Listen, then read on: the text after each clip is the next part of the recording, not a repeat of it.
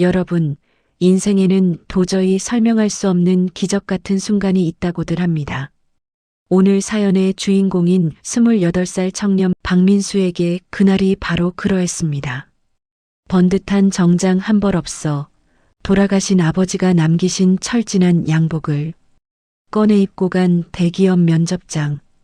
쟁쟁한 스펙의 지원자들 사이에서 박민수는 고개를 숙일 수밖에 없었습니다. 면접관들의 차가운 시선과 무시 섞인 질문들이 가슴을 찔러대던 그때 면접실 뒷문을 열고 이 회사의 주인인 강찬호 회장이 직접 들어섰습니다. 장내는 찬물을 끼얹은 듯 조용해졌습니다. 강찬호 회장은 날카로운 눈빛으로 지원자들을 훑어보다가 박민수 앞에 멈춰섰습니다. 그리고는 박민수의 손목에 채워진 낡고 긁힌 시계를 본 순간 강찬호 회장의 눈동자가 미친 듯이 떨리기 시작했습니다. 이 시계, 자네, 이게 어디서 났나? 당황한 박민수가 감히 기어가는 목소리로 대답했습니다. 이건 저희 아버지 유품입니다. 돌아가시기 전 제게 꼭 차고 다니라고 주신 건데 혹시 문제가 되나요? 그 말이 끝나자마자 강찬호 회장은 면접관들을 향해 소리쳤습니다. 면접 중단해. 당장 다 나가. 텅 빈 면접실에 박민수와 단둘이 남은 강찬호 회장은 떨리는 손으로 박민수의 손목을 잡았습니다. 그리고는 누구도 예상치 못한 한마디를 내뱉었습니다. 내일부터 출근할 필요 없네. 짐 싸서 당장 내 집으로 들어오게. 도대체 그 낡은 시계에는 어떤 비밀이 숨겨져 있었던 걸까요? 아버지가 평생을 숨겨온, 그리고 재벌가 회장님이 30년을 찾아 헤맨 그 눈물겨운 진실. 지금 바로 시작합니다.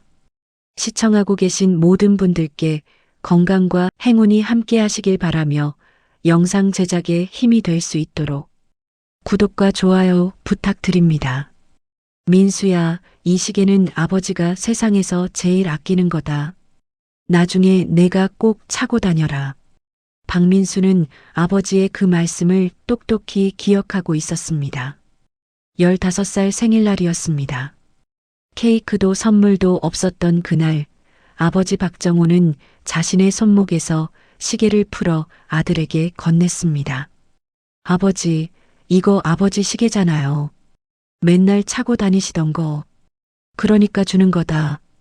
이 시계에는 특별한 사연이 있어. 나중에 내가 어른이 되면 말해줄게.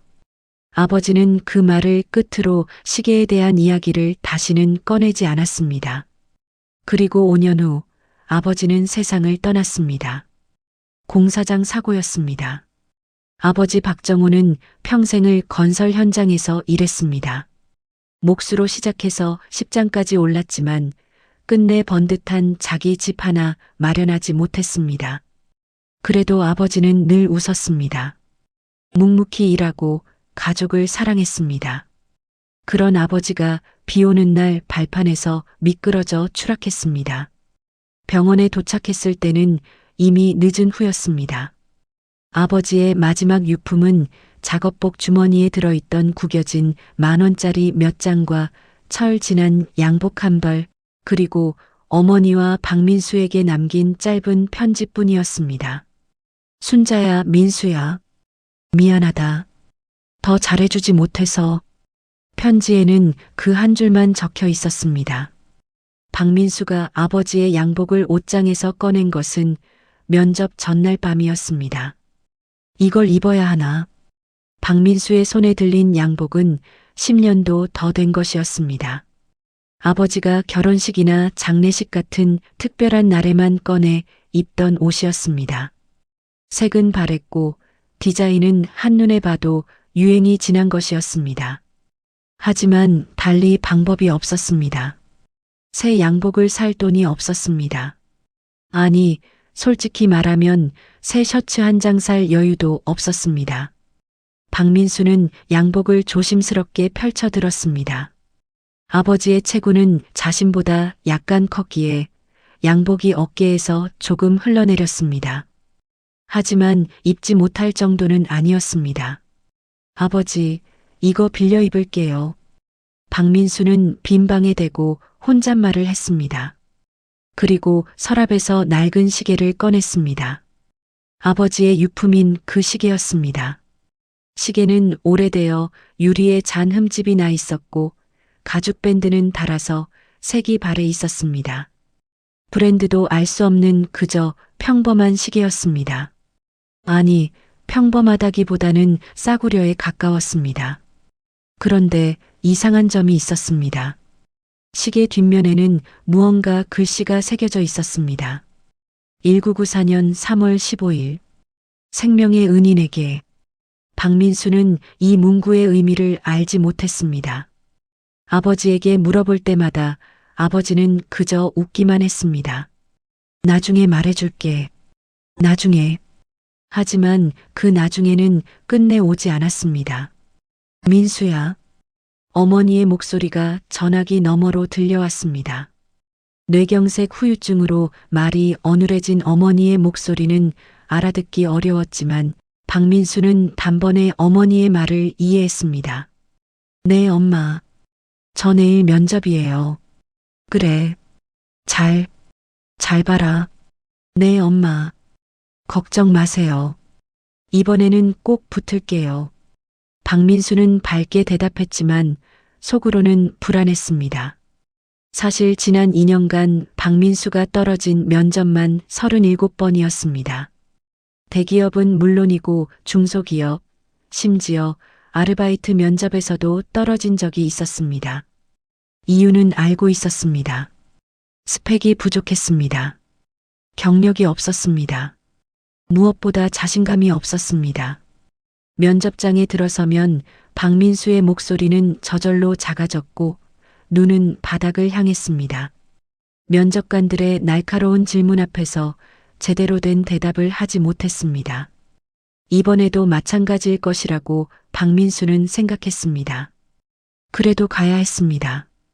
어머니의 병원비가 석 달째 밀려 있었습니다. 병원에서는 이번 달까지 납부하지 않으면 퇴원 절차를 밟겠다고 통보해 왔습니다. 박민수에게는 시간이 없었습니다. 무슨 수를 써서라도 취직해야 했습니다. 아버지, 저 좀 도와주세요. 박민수는 아버지의 시계를 손목에 채우며 중얼거렸습니다. 낡은 시계가 손목 위에서 희미하게 빛났습니다. 그때 박민수는 알지 못했습니다. 이 시계 하나가 자신의 인생을 완전히 뒤바꿔 놓을 것이라는 사실을. 태상그룹 본사 빌딩은 서울 한복판에 우뚝 솟아 있었습니다. 63층짜리 유리 건물은 아침 햇살을 받아 눈부시게 빛났습니다. 건물 앞 광장에는 거대한 분수가 물을 뿜어 올리고 있었고 정장 차림의 직원들이 바쁘게 오가고 있었습니다. 박민수는 건물 앞에 서서 한참을 올려다보았습니다. 여기가 태상그룹이구나. 가슴이 쿵쾅거렸습니다. 긴장 때문인지 두려움 때문인지 알 수 없었습니다.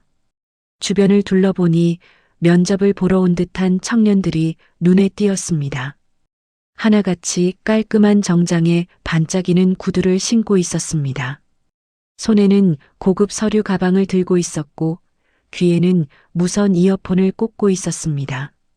박민수는 자신의 모습을 내려다보았습니다. 아버지의 낡은 양복은 어깨가 처져 있었고 구두는 닳아서 굽이 비뚤어져 있었습니다. 서류 가방 대신 편의점 비닐봉지에 이력서와 자기소개서를 넣어왔습니다. 장소를 잘못 온 건가? 박민수는 순간 뒤돌아서고 싶었습니다. 하지만 발걸음은 저절로 건물 안으로 향했습니다. 어머니의 얼굴이 떠올랐기 때문입니다. 요양병원 침대에 누워 천장만 바라보시는 어머니. 아들이 올 때마다 억지로 웃어 보이시는 어머니. 안 되면 어쩔 수 없고 될 때까지 해보는 거다. 박민수는 주먹을 꽉 쥐고 로비로 들어섰습니다. 면접 대기실은 15층에 있었습니다.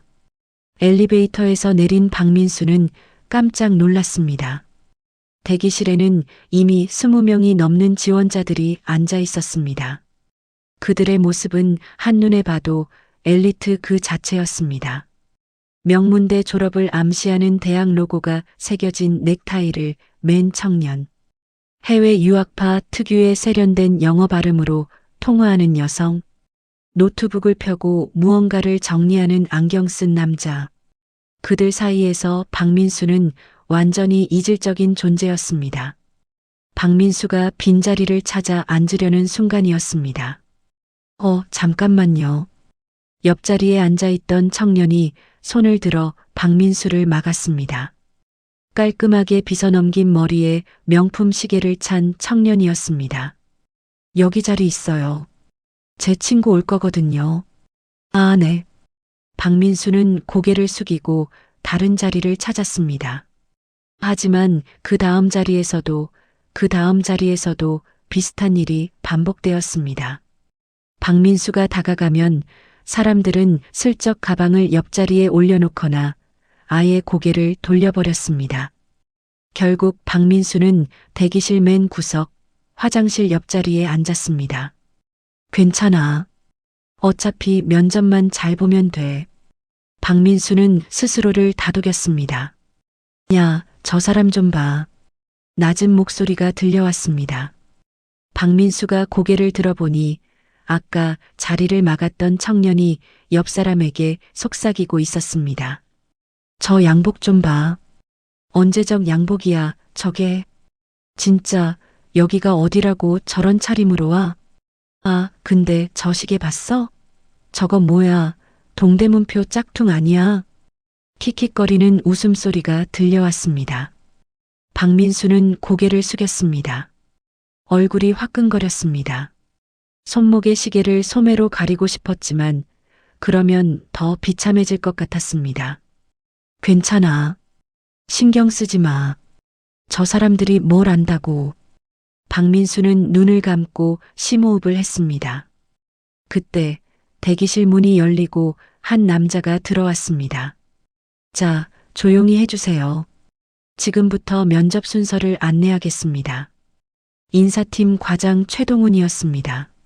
40대 중반쯤 되어 보이는 그는 날카로운 인상에 신경질적인 표정을 짓고 있었습니다. 마치 지원자들 모두가 자신의 시간을 낭비하고 있다는 듯한 눈빛이었습니다. 번호 순서대로 호명하겠습니다. 호명되면 즉시 면접실로 들어오세요. 지각하면 탈락입니다. 최동훈 과장은 명단을 읽어 내려갔습니다. 박민수의 번호는 23번이었습니다. 거의 마지막 순서였습니다. 1시간이 지났습니다. 2시간이 지났습니다. 지원자들이 하나둘씩 면접실로 들어갔다가 나왔습니다. 어떤 사람은 자신감 넘치는 표정으로 나왔고 어떤 사람은 풀이 죽은 얼굴로 나왔습니다. 박민수는 점점 긴장되기 시작했습니다. 손바닥에 땀이 차올랐습니다. 심장이 점점 빠르게 뛰었습니다. 준비해온 자기소개를 속으로 수십 번 되뇌었지만 머릿속이 하얘지는 것 같았습니다. 23번 박민수. 드디어 자신의 이름이 호명되었습니다. 박민수는 떨리는 다리를 이끌고 자리에서 일어났습니다. 면접실 문 앞에 섰을 때 심장이 터질 것 같았습니다. 할 수 있어. 할 수 있어. 박민수는 깊은 숨을 들이쉬고 문을 열었습니다. 면접실 안에는 5명의 면접관이 앉아 있었습니다. 가운데에 앉은 사람이 인사팀 과장 최동훈이었습니다. 그 양옆으로 다른 임원들과 팀장급으로 보이는 사람들이 자리하고 있었습니다. 앉으세요. 최동훈 과장이 무뚝뚝하게 말했습니다. 박민수는 의자에 앉았습니다. 의자가 유난히 낮게 느껴졌습니다. 면접관들을 올려다보는 형국이 되었습니다. 최동훈 과장이 박민수의 이력서를 펼쳤습니다. 박민수, 85년생. 아, 96년생이구나. 28살. 이력서를 훑어보던 최동훈 과장의 눈썹이 꿈틀거렸습니다. 한서대학교 경영학과? 네, 그렇습니다. 한서대학교가 어디 있는 학교지? 충청남도 서산에 있습니다. 최동훈 과장의 입꼬리가 실룩거렸습니다. 옆에 앉은 면접관과 눈빛을 교환했습니다. 토익 점수가 720점? 네. 자격증은 컴퓨터 활용 능력 2급, 한자 3급? 네, 그렇습니다. 최동훈 과장이 이력서를 탁 내려놓았습니다. 박민수 씨, 솔직하게 물어볼게요. 그의 눈빛이 차갑게 빛났습니다. 우리 태상그룹이 어떤 회사인지 알고 지원한 거예요? 네, 물론입니다. 태상그룹은 대한민국 5대 그룹으로서 건설, 유통, IT 등 다양한 분야에서 그건 인터넷에 검색하면 나오는 거고요. 최동훈 과장이 박민수의 말을 잘랐습니다. 내가 묻는 건 그게 아니에요. 이런 스펙으로 우리 회사에 왜 지원했냐고요. 면접실 안이 싸늘하게 얼어붙었습니다. 박민수는 입술을 깨물었습니다. 저는 비록 스펙은 부족하지만 열심히 하겠다는 각오로. 열심히? 최동훈 과장이 비웃듯 웃었습니다. 열심히 하겠다는 사람이 여기 한두 명인 줄 알아요? 밖에 대기실에 앉아 있는 사람들 봤어요? 다들 SKY 출신의 토익 900점 넘고 해외 인턴 경력에 석사 학위까지 있는 사람들이에요. 그가 박민수를 위아래로 훑어보았습니다. 근데 박민수 씨는 뭐가 있어요? 지방대 나와서 토익 720점에 자격증은 커말 2급? 솔직히 우리 회사 경비원 채용에도 이런 스펙 안 받아요. 면접관들 사이에서 낮은 웃음소리가 새어나왔습니다. 박민수의 얼굴이 벌겋게 달아올랐습니다. 그리고 최동훈 과장의 시선이 박민수의 양복으로 향했습니다. 그 양복은 뭐예요? 아버지 양복 빌려 입고 온 거예요? 정국이었습니다. 박민수는 아무 말도 할 수 없었습니다. 아, 그리고 그 시계. 최동훈 과장이 박민수의 손목을 가리켰습니다. 그건 뭐예요? 동네 시계방에서 10,000원 주고 산 거예요? 면접장에 그런 거 차고 오면 어떡해요? 기본적인 예의도 모르는 거예요? 박민수의 눈가가 붉어졌습니다. 이 시계는 아버지의 유품이었습니다. 아버지가 평생 소중히 간직하셨던, 그리고 돌아가시기 전 박민수에게 꼭 차고 다니라고 당부하셨던 시계였습니다. 그것을 모욕당하자 가슴 한가운데가 칼로 베이는 것 같았습니다. 하지만 박민수는 반박하지 못했습니다. 반박할 힘도 용기도 없었습니다. 됐어요. 더 볼 것도 없네. 최동훈 과장이 손을 저었습니다. 나가봐요. 결과는 다음 주에 문자로. 바로 그 순간이었습니다. 면접실 뒷문이 벌컥 열렸습니다. 모든 사람의 시선이 문 쪽으로 향했습니다. 문을 열고 들어선 사람은 70대 초반으로 보이는 노신사였습니다. 은발의 머리카락을 단정하게 빗어 넘겼고 검은색 정장을 입고 있었습니다. 허리가 꼿꼿했고 눈빛은 깊고 날카로웠습니다. 최동훈 과장의 얼굴이 순간 하얗게 질렸습니다. 회장님? 면접관들이 일제히 자리에서 벌떡 일어났습니다. 태상그룹의 창업주이자 현 회장, 강찬호 회장이었습니다. 대한민국 재계의 전설로 불리는 인물이었습니다. 맨손으로 시작해 30년 만에 재계 5위의 그룹을 일군 입지전적인 인물. 그가 직접 신입사원 면접장에 나타난 것은 전례가 없는 일이었습니다. 회장님, 어떻게 여기까지 직접? 최동훈 과장이 허둥지둥 다가갔습니다. 괜찮아. 그냥 한번 보러 왔어. 강찬호 회장은 손을 저으며 면접실 안을 둘러보았습니다. 그러다가 그의 시선이 한 곳에 멈추었습니다. 구석에 앉아 고개를 숙이고 있는 박민수였습니다. 아니, 정확히 말하면 박민수의 손목에 채워진 낡은 시계였습니다. 강찬호 회장의 눈동자가 흔들리기 시작했습니다. 천천히 그러나 확실하게 마치 세상의 모든 것이 정지한 것처럼 강찬호 회장은 박민수를 향해 걸어왔습니다. 면접실 안의 공기가 얼어붙었습니다. 강찬호 회장이 천천히 박민수 앞으로 다가왔습니다. 한 걸음 한 걸음. 그 발소리가 면접실 전체에 울려 퍼지는 것 같았습니다. 박민수는 영문을 알 수 없었습니다. 대한민국 재계 서열 5위의 회장님이 왜 자신에게 다가오는 것인지, 왜 그토록 떨리는 눈빛으로 자신을 바라보는 것인지 도무지 이해할 수 없었습니다. 자네. 강찬호 회장이 박민수 앞에 멈춰 섰습니다. 그의 시선은 박민수의 얼굴이 아닌 손목에 고정되어 있었습니다.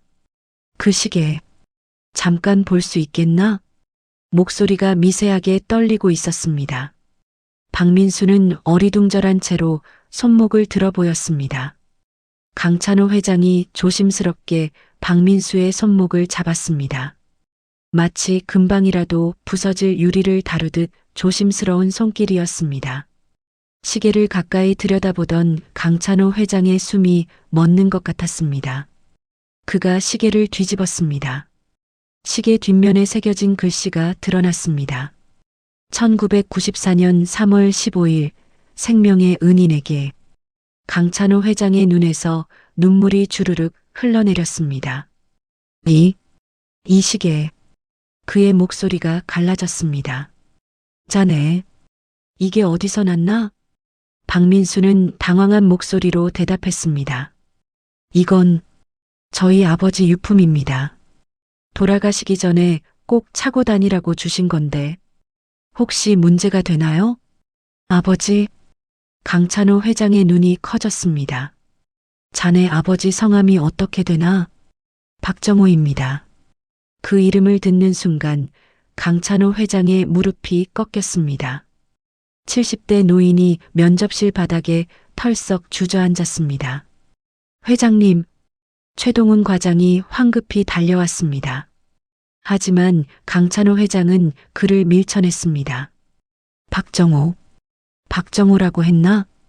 강찬호 회장이 박민수의 손을 꼭 잡았습니다. 그 양반이 지금 어디 계시나? 내가 꼭 만나봐야 해. 제발 그 양반이 어디 있는지 말해주게. 박민수의 가슴이 먹먹해졌습니다. 저희 아버지는 8년 전에 돌아가셨습니다.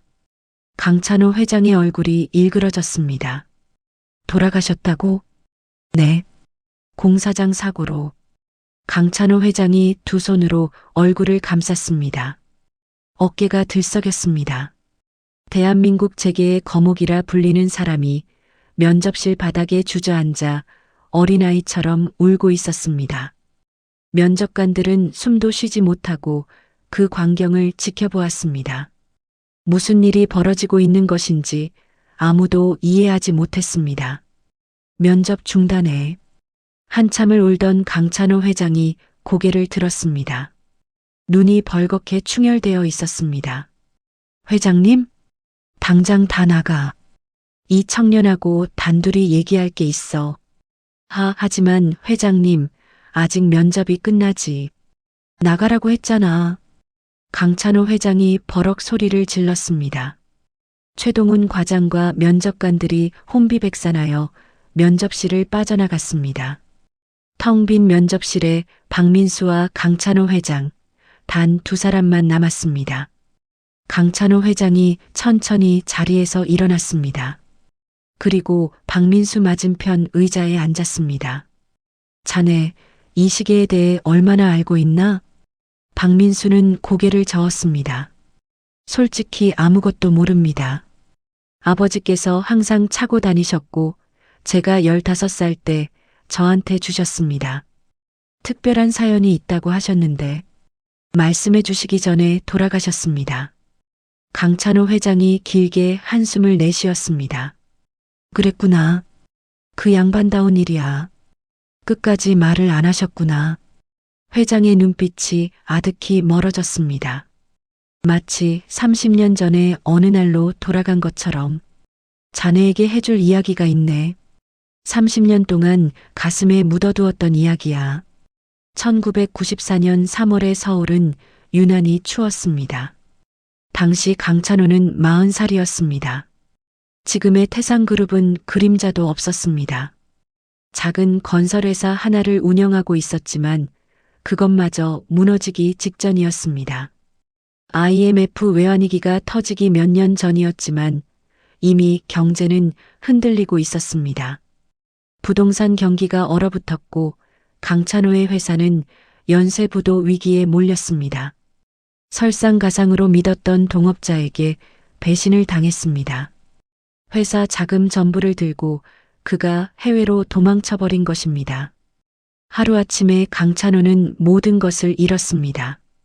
집은 경매로 넘어갔고 아내는 어린 아들을 데리고 친정으로 떠났습니다. 채권자들이 들이닥쳤고 강찬호는 길거리로 내몰렸습니다. 문자 그대로 노숙자가 된 것입니다. 그때 나는 정말 죽고 싶었어.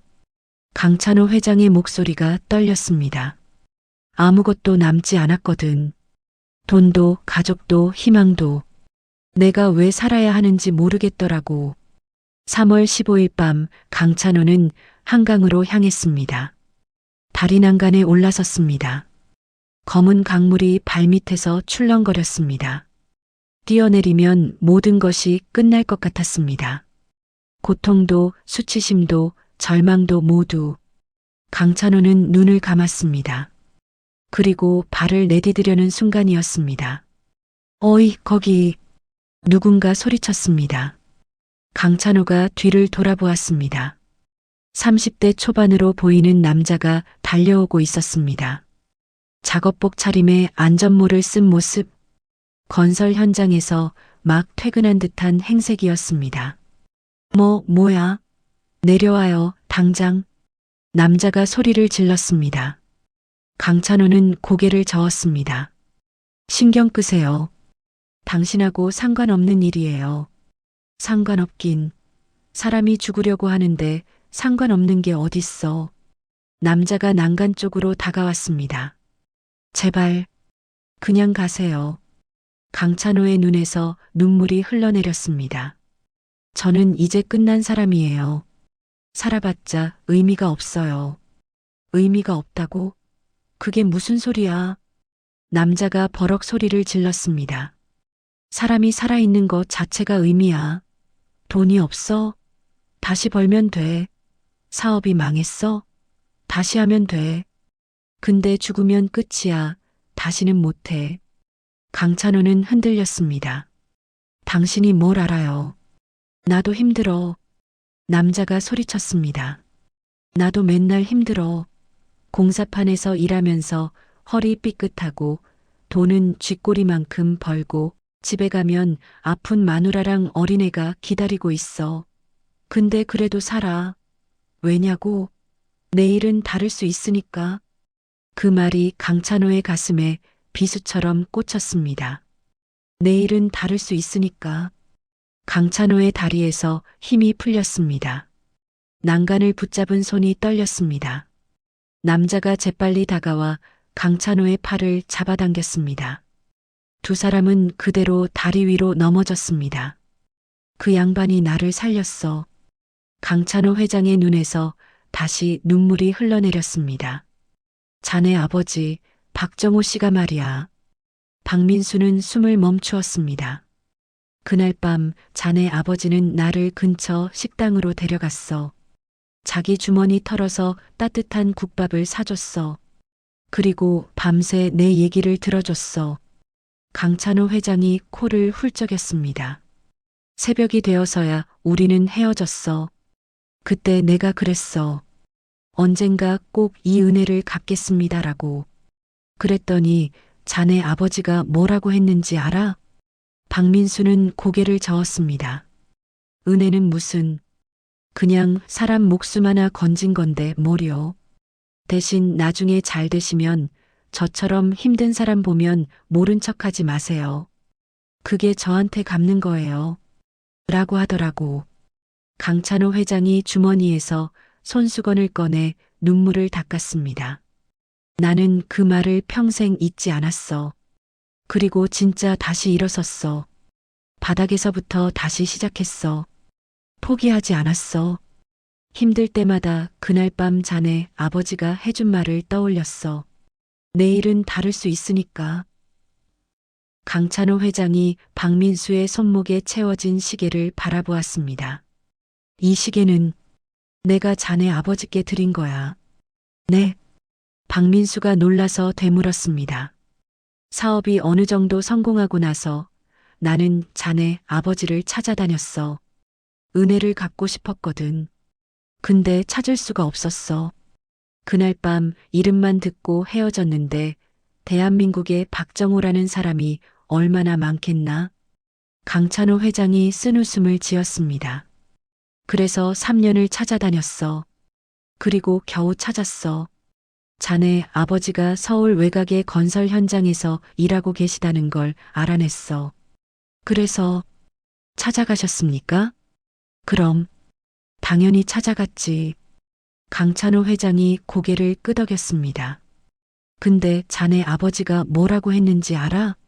1997년 가을 강찬호는 서울 외곽의 건설 현장을 찾아갔습니다. 3년 만에 만난 박정호는 여전히 작업복 차림이었습니다. 얼굴은 더 검게 그을렸고 손은 더 거칠어져 있었습니다. 혹시 저를 기억하십니까? 강찬호가 조심스럽게 물었습니다. 박정호가 고개를 갸웃거렸습니다. 누구시더라? 3년 전 한강 다리에서 저를 살려주셨습니다. 그제야 박정호의 눈이 커졌습니다. 아, 그때 그 양반. 박정호가 환하게 웃었습니다. 야, 살아계셨구나. 잘됐네, 잘됐어. 강찬호는 그 말에 눈물이 터질 것 같았습니다. 살아계셨구나, 잘됐네. 그 한마디에 3년간의 모든 노력이 보상받는 것 같았습니다. 그동안 사업이 어느 정도 자리를 잡았습니다. 이제 은혜를 갚고 싶습니다. 강찬호가 두꺼운 봉투를 내밀었습니다. 안에는 현금 5천만 원이 들어 있었습니다. 당시로서는 엄청난 거금이었습니다. 박정호의 얼굴이 굳어졌습니다. 이게 뭡니까? 은혜를 갚는 겁니다. 이걸로 장사를 하시든 집을 사시든 필요 없습니다. 박정호가 봉투를 밀어냈습니다. 네, 저는 그날 밤 은혜를 베푼 게 아닙니다. 그냥 사람으로서 당연히 해야 할 일을 한 겁니다. 그걸로 돈을 받을 수는 없습니다. 강찬호가 애원했습니다. 하지만 저는 정말로 갚고 싶습니다. 이대로는 제가 평생 빚을 지고 사는 것 같아서. 그럼 이렇게 하세요. 박정호가 말했습니다. 나한테 갚지 마시고 세상에 갚으세요. 사장님처럼 힘들었던 사람이 다시 일어서면 다른 힘든 사람들 도와주세요. 그게 저한테 갚는 겁니다. 강찬호는 그 말에 아무 대꾸도 하지 못했습니다. 한참을 말없이 서 있다가 강찬호가 자신의 손목에서 시계를 풀었습니다.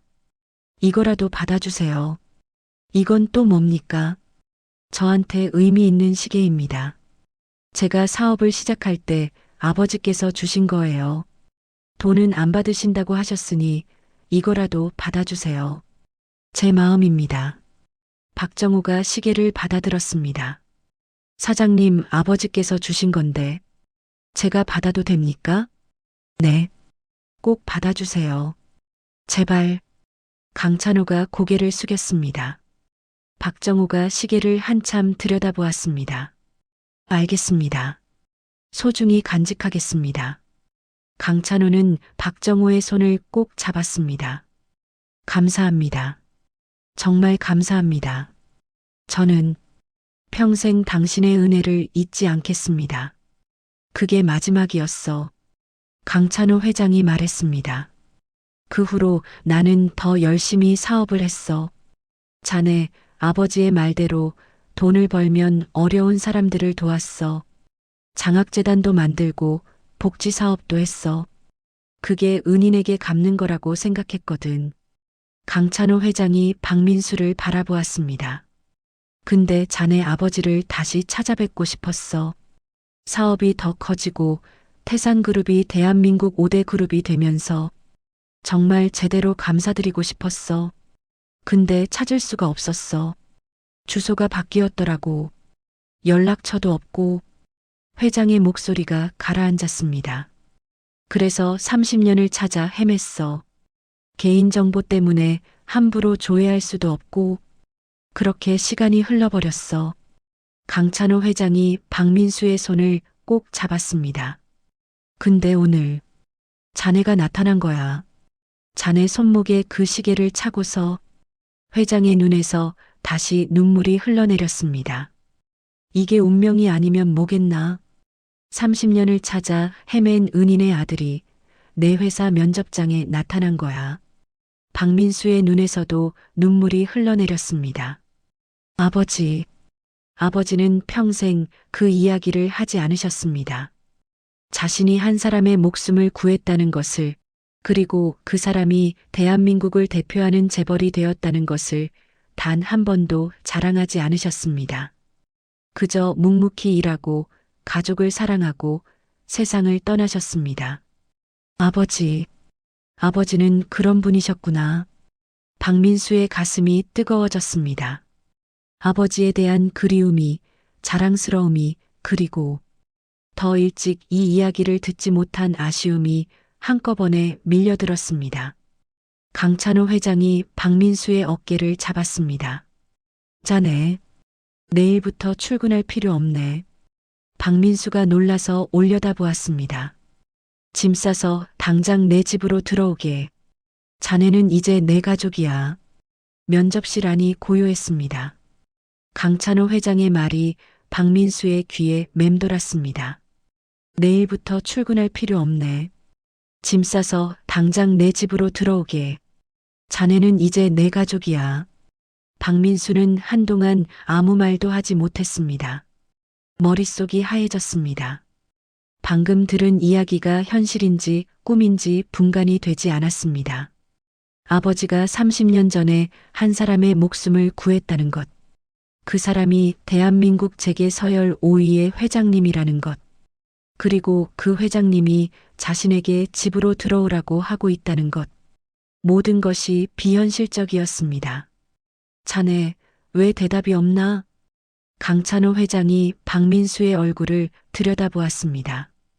혹시 내 말이 믿기지 않나? 아니면 다른 걱정이 있나? 박민수가 천천히 고개를 들었습니다. 회장님, 말해보게. 저는 회장님 댁으로 들어갈 수 없습니다. 강찬호 회장의 눈이 커졌습니다. 뭐라고? 죄송합니다. 하지만 저는 그렇게 할 수 없습니다. 면접실 안의 공기가 다시 얼어붙었습니다. 강찬호 회장이 박민수를 물끄러미 바라보았습니다. 이유를 들어도 되겠나? 박민수는 잠시 망설이다가 입을 열었습니다. 회장님께서 저희 아버지께 은혜를 입으셨다는 것, 그리고 그 은혜를 갚고 싶으시다는 마음은 충분히 이해합니다. 박민수의 목소리는 조용했지만 흔들리지 않았습니다. 하지만 저는 아버지가 아닙니다. 그게 무슨 말인가? 아버지가 30년 전에 하신 일은 아버지의 일입니다. 저는 그 일에 아무런 관여도 하지 않았습니다. 그런데 그 일 때문에 회장님 댁에 들어가서 가족처럼 지낸다? 그건 제가 아버지의 선행을 이용하는 것과 다르지 않습니다. 강찬호 회장의 표정이 복잡하게 변했습니다. 자네 아버지의 은혜를 갚고 싶은 건 내 마음이야. 자네가 이용하는 게 아니라 내가 갚는 거야. 알고 있습니다. 하지만 박민수가 자신의 손목에 채워진 시계를 내려다보았습니다. 저희 아버지가 어떤 분이셨는지 오늘 알게 되었습니다.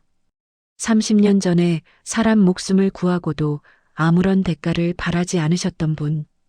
회장님께서 돈을 드리려고 했을 때도 거절하셨던 분. 박민수가 고개를 들어 강찬호 회장의 눈을 똑바로 바라보았습니다. 그런 아버지의 아들이 아버지가 거절했던 것을 받아서 되겠습니까? 강찬호 회장이 말문이 막혔습니다. 회장님, 아버지께서 왜 그 돈을 거절하셨는지 저는 알 것 같습니다. 아버지는 선행의 대가로 무언가를 받는 순간 그 선행이 더럽혀진다고 생각하셨던 것 같습니다. 박민수의 눈가가 붉어졌습니다. 저도 마찬가지입니다. 아버지가 지키신 그 깨끗함을 제가 더럽히고 싶지 않습니다. 강찬호 회장이 한참 동안 박민수를 바라보았습니다. 그의 눈에 여러 가지 감정이 스쳐 지나갔습니다. 놀라움, 안타까움, 그리고 무언가 뜨거운 것. 자네. 강찬호 회장의 목소리가 갈라졌습니다. 자네, 정말 아버지를 닮았구나. 닮고 싶습니다. 아직 많이 부족하지만 박민수가 자리에서 일어났습니다. 그리고 강찬호 회장을 향해 깊이 허리를 숙였습니다. 회장님, 아버지에 대한 이야기를 들려주셔서 감사합니다. 아버지가 어떤 분이셨는지 오늘에서야 제대로 알게 되었습니다. 그것만으로도 저는 충분합니다. 자네, 저는 제 힘으로 살아가겠습니다. 아버지처럼 비록 느리고 힘들더라도 제 발로 걸어가겠습니다. 박민수가 허리를 폈습니다. 회장님께서 아버지의 은혜를 갚고 싶으시다면 저한테 갚지 마시고 아버지 말씀대로 세상에 갚아주십시오. 힘든 사람들, 어려운 사람들을 도와주십시오. 그게 아버지가 원하셨던 일입니다. 강찬호 회장의 눈에서 눈물이 흘러내렸습니다. 허허. 강찬호 회장이 허탈한 웃음을 터뜨렸습니다. 30년 전에 자네 아버지한테 똑같은 말을 들었어. 그리고 30년 후에 자네한테 또 같은 말을 듣는구나. 회장이 눈물을 닦았습니다. 알았네. 자네 뜻이 그렇다면 억지로 끌고 갈 수는 없지. 감사합니다, 회장님. 하지만 강찬호 회장이 박민수의 어깨를 잡았습니다. 면접은 정상적으로 진행되어야 하지 않겠나? 네. 자네 태상그룹에 입사 지원했잖아. 그건 자네 힘으로 한 거야. 아버지의 은혜와는 상관없는 일이지. 박민수가 고개를 끄덕였습니다. 맞습니다. 저는 정정당당하게 면접을 보러 왔습니다. 그래. 그럼 면접은 마저 봐야지. 강찬호 회장이 문 쪽으로 걸어갔습니다. 내가 특별히 봐주는 건 없을 거야. 자네가 원하는 대로 실력으로 평가받게. 대신 회장이 뒤를 돌아보았습니다. 공정한 면접은 보장해 주겠네. 아까 그 인사팀 과장처럼 스펙만 보고 사람을 판단하는 일은 없도록. 박민수가 다시 한번 고개를 숙였습니다. 감사합니다, 회장님. 면접실 문이 열렸습니다. 강찬호 회장이 먼저 나왔고 박민수가 그 뒤를 따랐습니다. 복도에는 쫓겨난 면접관들이 불안한 얼굴로 서성이고 있었습니다. 최동훈 과장이 황급히 다가왔습니다. 회장님, 저 무슨 일이? 최 과장? 강찬호 회장의 목소리가 차갑게 가라앉았습니다. 자네, 아까 이 청년한테 뭐라고 했지? 최동훈 과장의 얼굴이 하얗게 질렸습니다. 저는 그저 면접 절차에 따라서 지방대라서 왜 왔냐고 물었지? 경비원 채용에도 이런 스펙 안 받는다고 했지? 시계 보고 동네 시계방에서 10,000원 주고 산 거냐고 비웃었지? 최동훈 과장의 입술이 파르르 떨렸습니다. 그 시계가 뭔지 알아? 강찬호 회장이 박민수의 손목을 가리켰습니다. 30년 전에 내가 내 목숨을 구해준 은인에게 드린 시계야. 복도에 있던 모든 사람들이 숨을 멈추었습니다. 최동훈 과장의 얼굴이 흑빛으로 변했습니다. 회장님의 은인이라고요? 그래. 그리고 이 청년은 그 은인의 아들이야. 최동훈 과장이 박민수를 바라보았습니다. 아까까지 쓰레기 취급했던 청년이 회장님의 은인 아들이라니 입술이 바들바들 떨렸습니다. 박민수 씨, 제가 아까 실례를 많이 했습니다. 정말 죄송합니다. 최동훈 과장이 허리를 깊이 숙였습니다. 박민수는 그 모습을 바라보았습니다. 30분 전 이 사람은 자신을 비웃었습니다. 아버지의 양복을 조롱했고 아버지의 시계를 모욕했습니다. 분노가 치밀어 올랐습니다. 하지만 박민수는 아무 말도 하지 않았습니다. 아버지의 얼굴이 떠올랐기 때문입니다. 아버지라면 어떻게 하셨을까? 아버지는 절대로 남 앞에서 누군가를 망신주는 분이 아니셨습니다. 아무리 억울한 일을 당해도 상대방을 궁지로 모는 법이 없으셨습니다. 괜찮습니다. 박민수가 담담하게 말했습니다. 네, 면접장에서 있었던 일은 있겠습니다. 그게 전부였습니다. 박민수는 더 이상 아무 말도 하지 않았습니다. 설교할 입장도 아니었고 그럴 마음도 없었습니다. 다만 속으로 생각했습니다. 나는 저런 사람이 되지 말아야지. 강찬호 회장이 박민수를 물끄러미 바라보았습니다. 이 청년 참 대단하구나. 화를 낼 만한 상황에서 화를 내지 않아. 회장의 눈에 묘한 빛이 스쳤습니다. 최 과장, 강찬호 회장이 다시 입을 열었습니다. 예, 회장님. 자네 인사팀 보직은 오늘부로 해임이야. 회장님. 사람 보는 눈이 그 모양이면 인사 업무를 맡길 수 없어. 다른 부서로 발령나게. 최동훈 과장이 고개를 떨구었습니다. 강찬호 회장이 다시 박민수를 바라보았습니다. 자네, 면접은 다음 주에 다시 보게. 오늘은 제대로 된 면접이 아니었으니까. 공정하게 실력으로 평가받을 수 있도록 내가 직접 면접관들을 다시 구성하겠네. 감사합니다, 회장님. 그리고 강찬호 회장이 잠시 망설이다가 말을 이었습니다. 자네가 내 집에 들어오는 건 거절했지만 어머니 병원비 정도는 도와주고 싶네. 그건 은혜를 갚는 게 아니라 그냥 어른으로서 해주고 싶은 일이야. 박민수가 고개를 저었습니다. 회장님, 감사합니다. 하지만 그것도 받을 수 없습니다. 왜? 어머니 병원비는 제가 해결해야 할 문제입니다. 아버지가 안 계신 지금 어머니를 책임지는 건 저의 몫입니다. 그걸 남에게 맡기고 싶지 않습니다.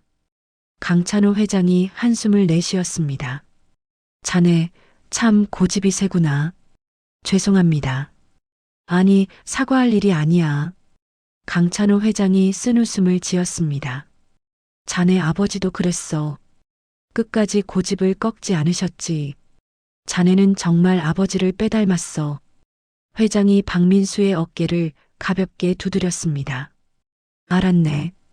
자네 뜻대로 하게. 대신 한 가지만 약속해주게. 무엇입니까? 정말 힘들 때, 도저히 안 될 때, 그때는 나를 찾아오게. 자네 아버지가 30년 전에 나한테 손을 내밀어줬던 것처럼 나도 자네한테 손을 내밀고 싶으니까. 박민수의 눈가가 붉어졌습니다. 감사합니다, 회장님. 그럼 오늘은 이만 가보게.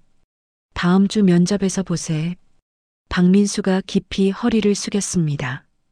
그리고 태상그룹 건물을 나섰습니다.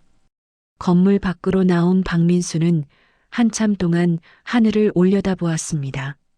맑은 하늘이었습니다. 아버지. 박민수는 손목의 시계를 내려다보았습니다. 아버지, 저 오늘 아버지가 어떤 분이셨는지 알게 됐어요. 눈물이 흘러내렸습니다.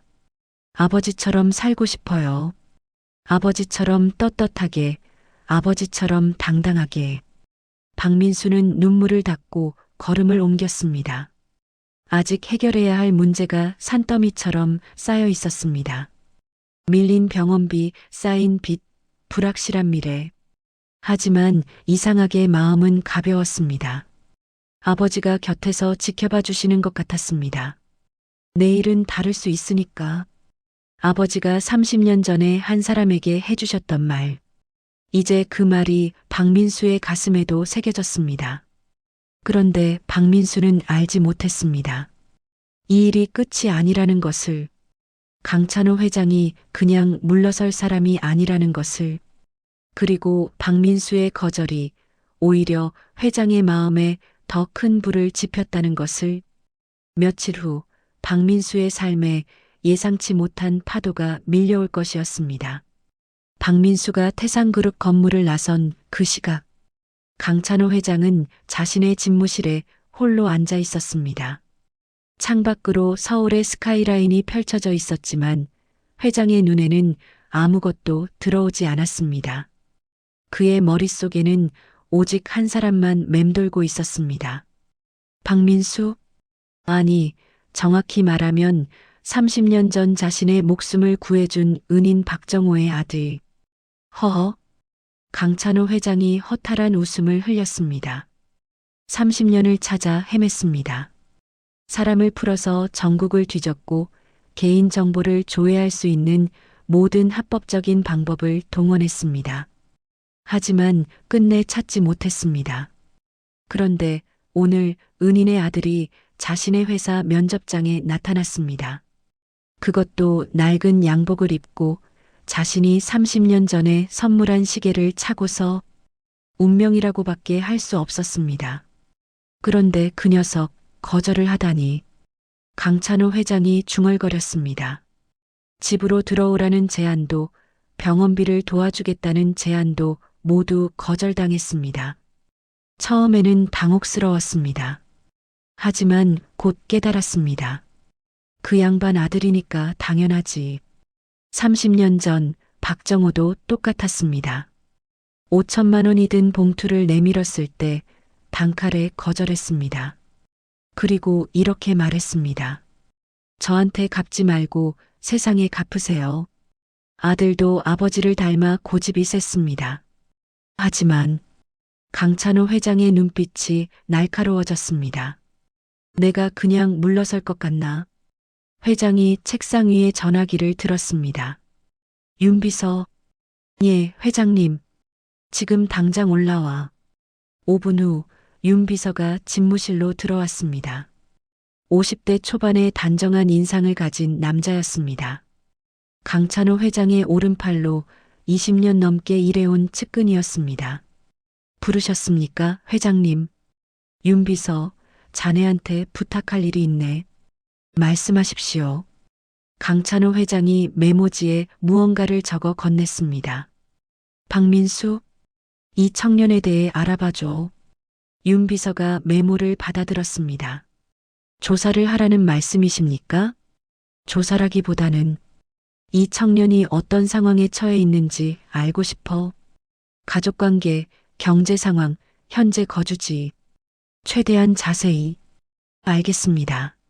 며칠 정도 시간을 주시면. 내일까지. 윤 비서가 고개를 끄덕였습니다. 내일까지 보고 드리겠습니다. 그리고 강찬호 회장이 잠시 망설이다가 말을 이었습니다. 이 일은 절대 비밀로 해줘. 특히 그 청년이 눈치채면 안 돼. 명심하겠습니다, 회장님. 윤 비서가 나간 후 강찬호 회장은 다시 창밖을 바라보았습니다. 박정호 씨, 당신 아들이 고생을 많이 하고 있는 것 같아. 내가 도와주고 싶은데 그 녀석이 안 받으려고 하네. 회장의 입가에 미소가 번졌습니다. 하지만 방법이 아예 없는 건 아니지. 다음 날 저녁, 윤 비서가 두툼한 서류 봉투를 들고 집무실로 들어왔습니다. 회장님, 조사 결과입니다.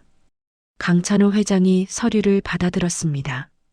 첫 페이지부터 박민수의 상황이 상세하게 적혀 있었습니다. 박민수 28세, 남.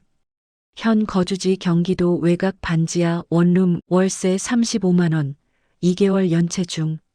가족 모친 김순자 58세, 요양병원 입원 중. 부친 박정호 8년 전 공사장 사고로 사망. 학력 한서대학교 경영학과 졸업. 현재 직업 편의점 야간 알바, 주말 배달 알바, 월 수입 약 150만 원, 부채 약 3,200만 원 카드빚, 대출, 지인 차용금, 모친 요양병원비 월 180만 원 현재 3개월 연체. 강찬호 회장의 얼굴이 굳어졌습니다. 3개월 연체라. 다음 페이지를 넘겼습니다. 추가 조사 내용. 요양병원 측에서 이번 달 말까지 연체금 납부하지 않으면 퇴원 조치 예정. 거주 중인 원룸 집주인이 다음 달까지 밀린 월세 납부하지 않으면 퇴거 통보 예정. 최근 2년간 취업 면접 37회, 전원 불합격. 강찬호 회장이 서류를 내려놓았습니다. 가슴이 먹먹해졌습니다. 이렇게까지 힘들었나? 은인의 아들이 반지하에서 살며 알바를 뛰며 빚에 쪼들리며 살고 있었습니다. 어머니 병원비를 내지 못해 퇴원 위기에 처해 있었습니다. 그런데도 그 청년은 도움을 거절했습니다. 아버지처럼 떳떳하게 살고 싶다며. 윤비서, 예, 회장님. 내가 직접 도와주면 그 청년이 안 받을 거야. 그러니까 다른 방법을 써야 해. 어떤 방법을 말씀하시는 겁니까? 강찬호 회장이 잠시 생각에 잠겼습니다. 그 청년 어머니가 입원해 있는 요양병원이 어디지? 경기도 안산에 있는 햇살 요양병원입니다. 그 병원 원장하고 연결해줘. 네. 내가 직접 통화할 거야. 그날 밤 강찬호 회장은 햇살 요양병원 원장과 통화를 했습니다. 네, 회장님. 무슨 일이신지요? 원장 선생님, 단도직입적으로 말씀드리겠습니다. 귀 병원에 김순자라는 환자가 입원해 있지요? 잠시만요. 네, 맞습니다. 김순자 환자분이 계십니다. 그분 병원비가 연체되어 있다고 들었습니다. 네, 그렇습니다. 안타깝지만 이번 달 말까지 납부가 안 되면 저희도 어쩔 수 없이 제가 내겠습니다. 전화기 너머로 침묵이 흘렀습니다. 네, 지금 뭐라고 하셨습니까?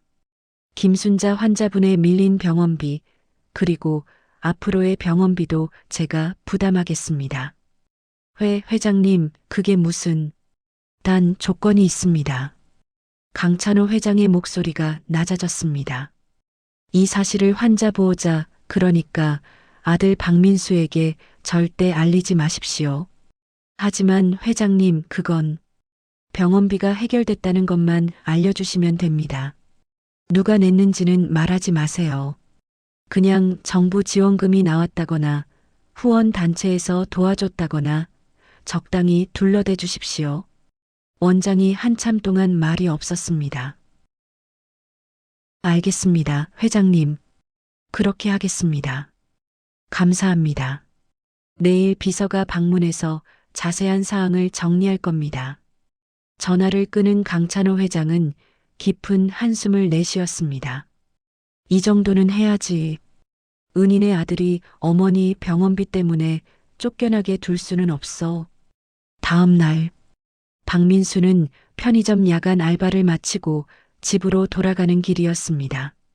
새벽 6시, 눈이 따갑고 온몸이 무거웠습니다. 간밤에 손님이 유난히 많아서 한숨도 못 잤습니다. 집에 가서 좀 자야겠다. 그때 전화벨이 울렸습니다. 화면을 보니 요양병원 번호였습니다. 박민수의 심장이 철렁 내려앉았습니다. 설마 퇴원 통보인가? 떨리는 손으로 전화를 받았습니다. 여보세요? 박민수님이시죠? 햇살 요양병원입니다. 네, 맞습니다. 무슨 일이십니까? 혹시 어머니한테 무슨 문제가? 아닙니다. 걱정 마세요. 좋은 소식으로 전화드린 겁니다. 박민수가 어리둥절했습니다. 좋은 소식이요? 네.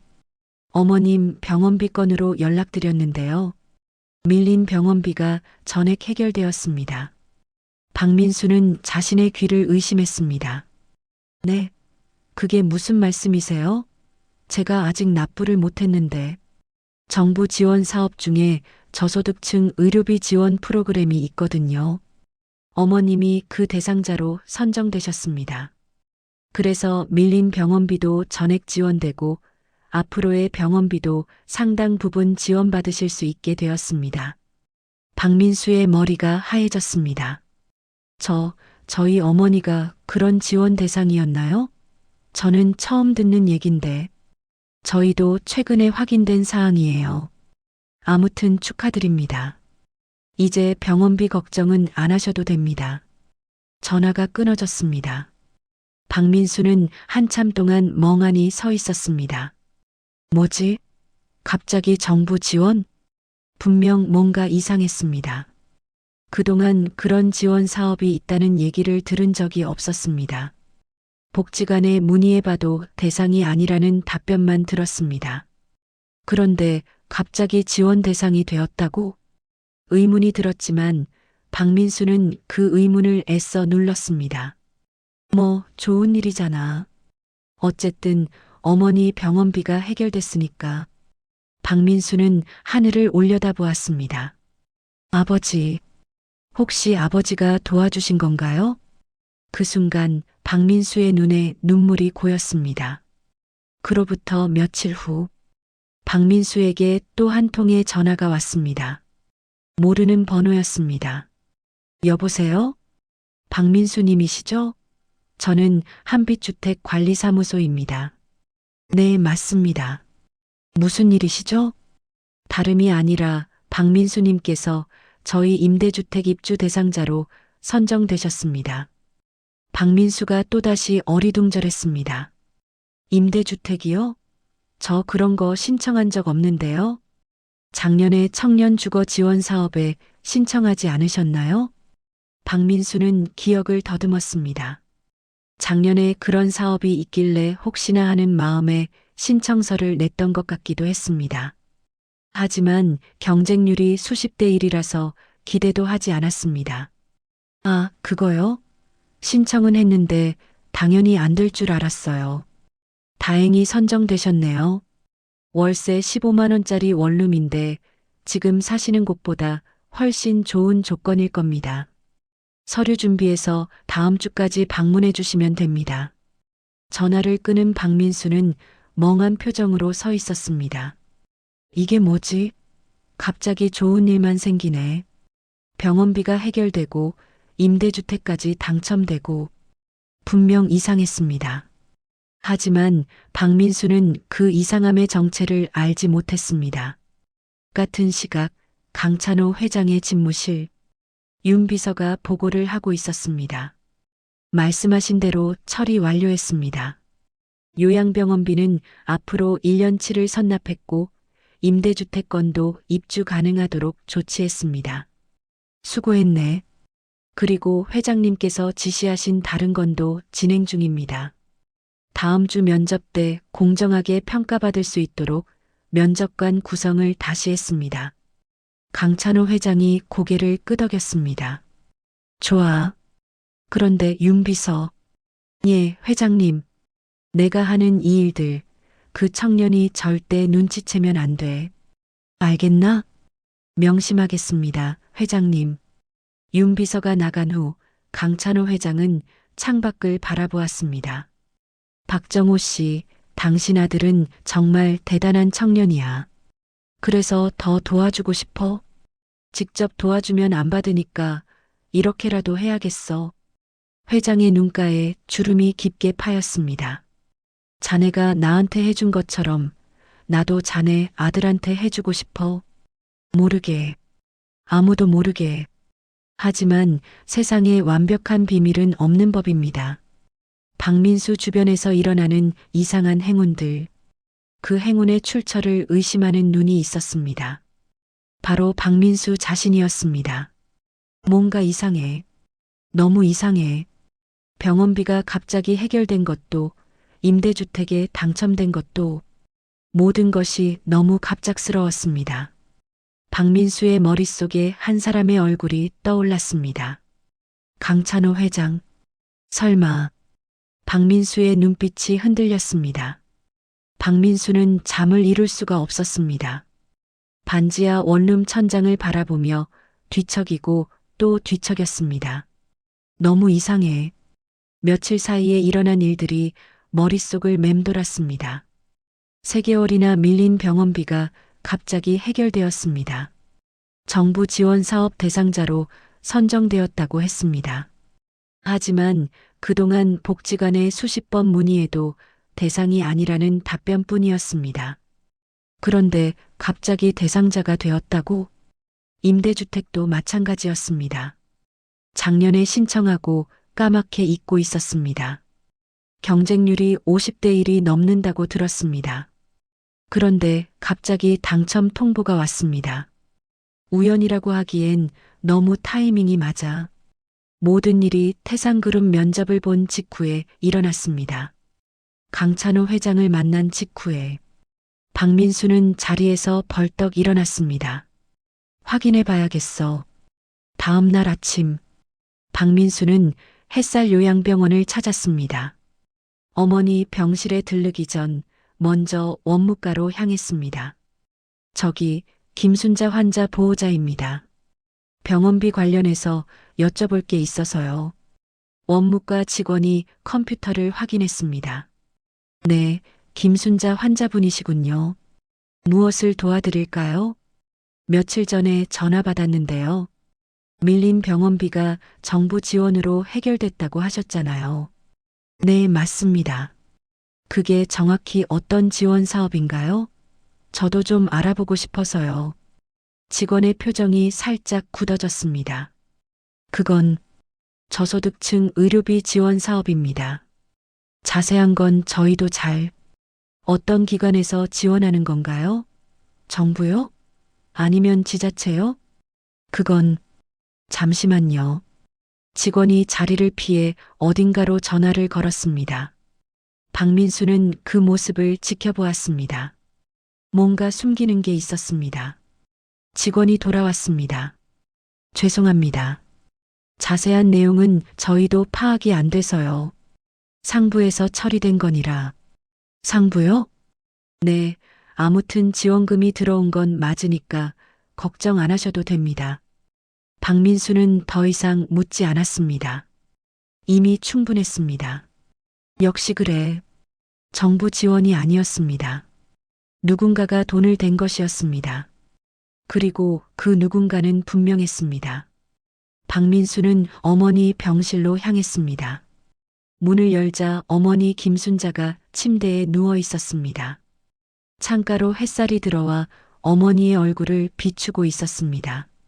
엄마, 수야. 어머니의 눈이 빛났습니다. 말은 어눌했지만 아들을 보는 눈빛만은 또렷했습니다. 박민수가 어머니 곁에 앉았습니다. 엄마, 오늘 기분 어때요? 내가 와. 으니까. 박민수는 어머니의 손을 꼭 잡았습니다.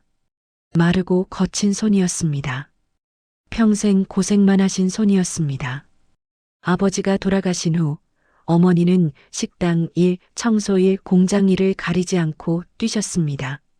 아들 뒷바라지하느라 몸을 혹사하셨습니다. 그러다 3년 전 쓰러지셨습니다. 이제는 내가 엄마를 돌봐야 해. 박민수는 속으로 다짐했습니다. 엄마, 나 요즘 좋은 일이 많이 생겼어. 그래? 응. 엄마 병원비도 해결됐고 좋은 집으로 이사 갈 수 있게 됐어. 어머니의 눈에 눈물이 고였습니다. 정말이야? 응, 정말이야.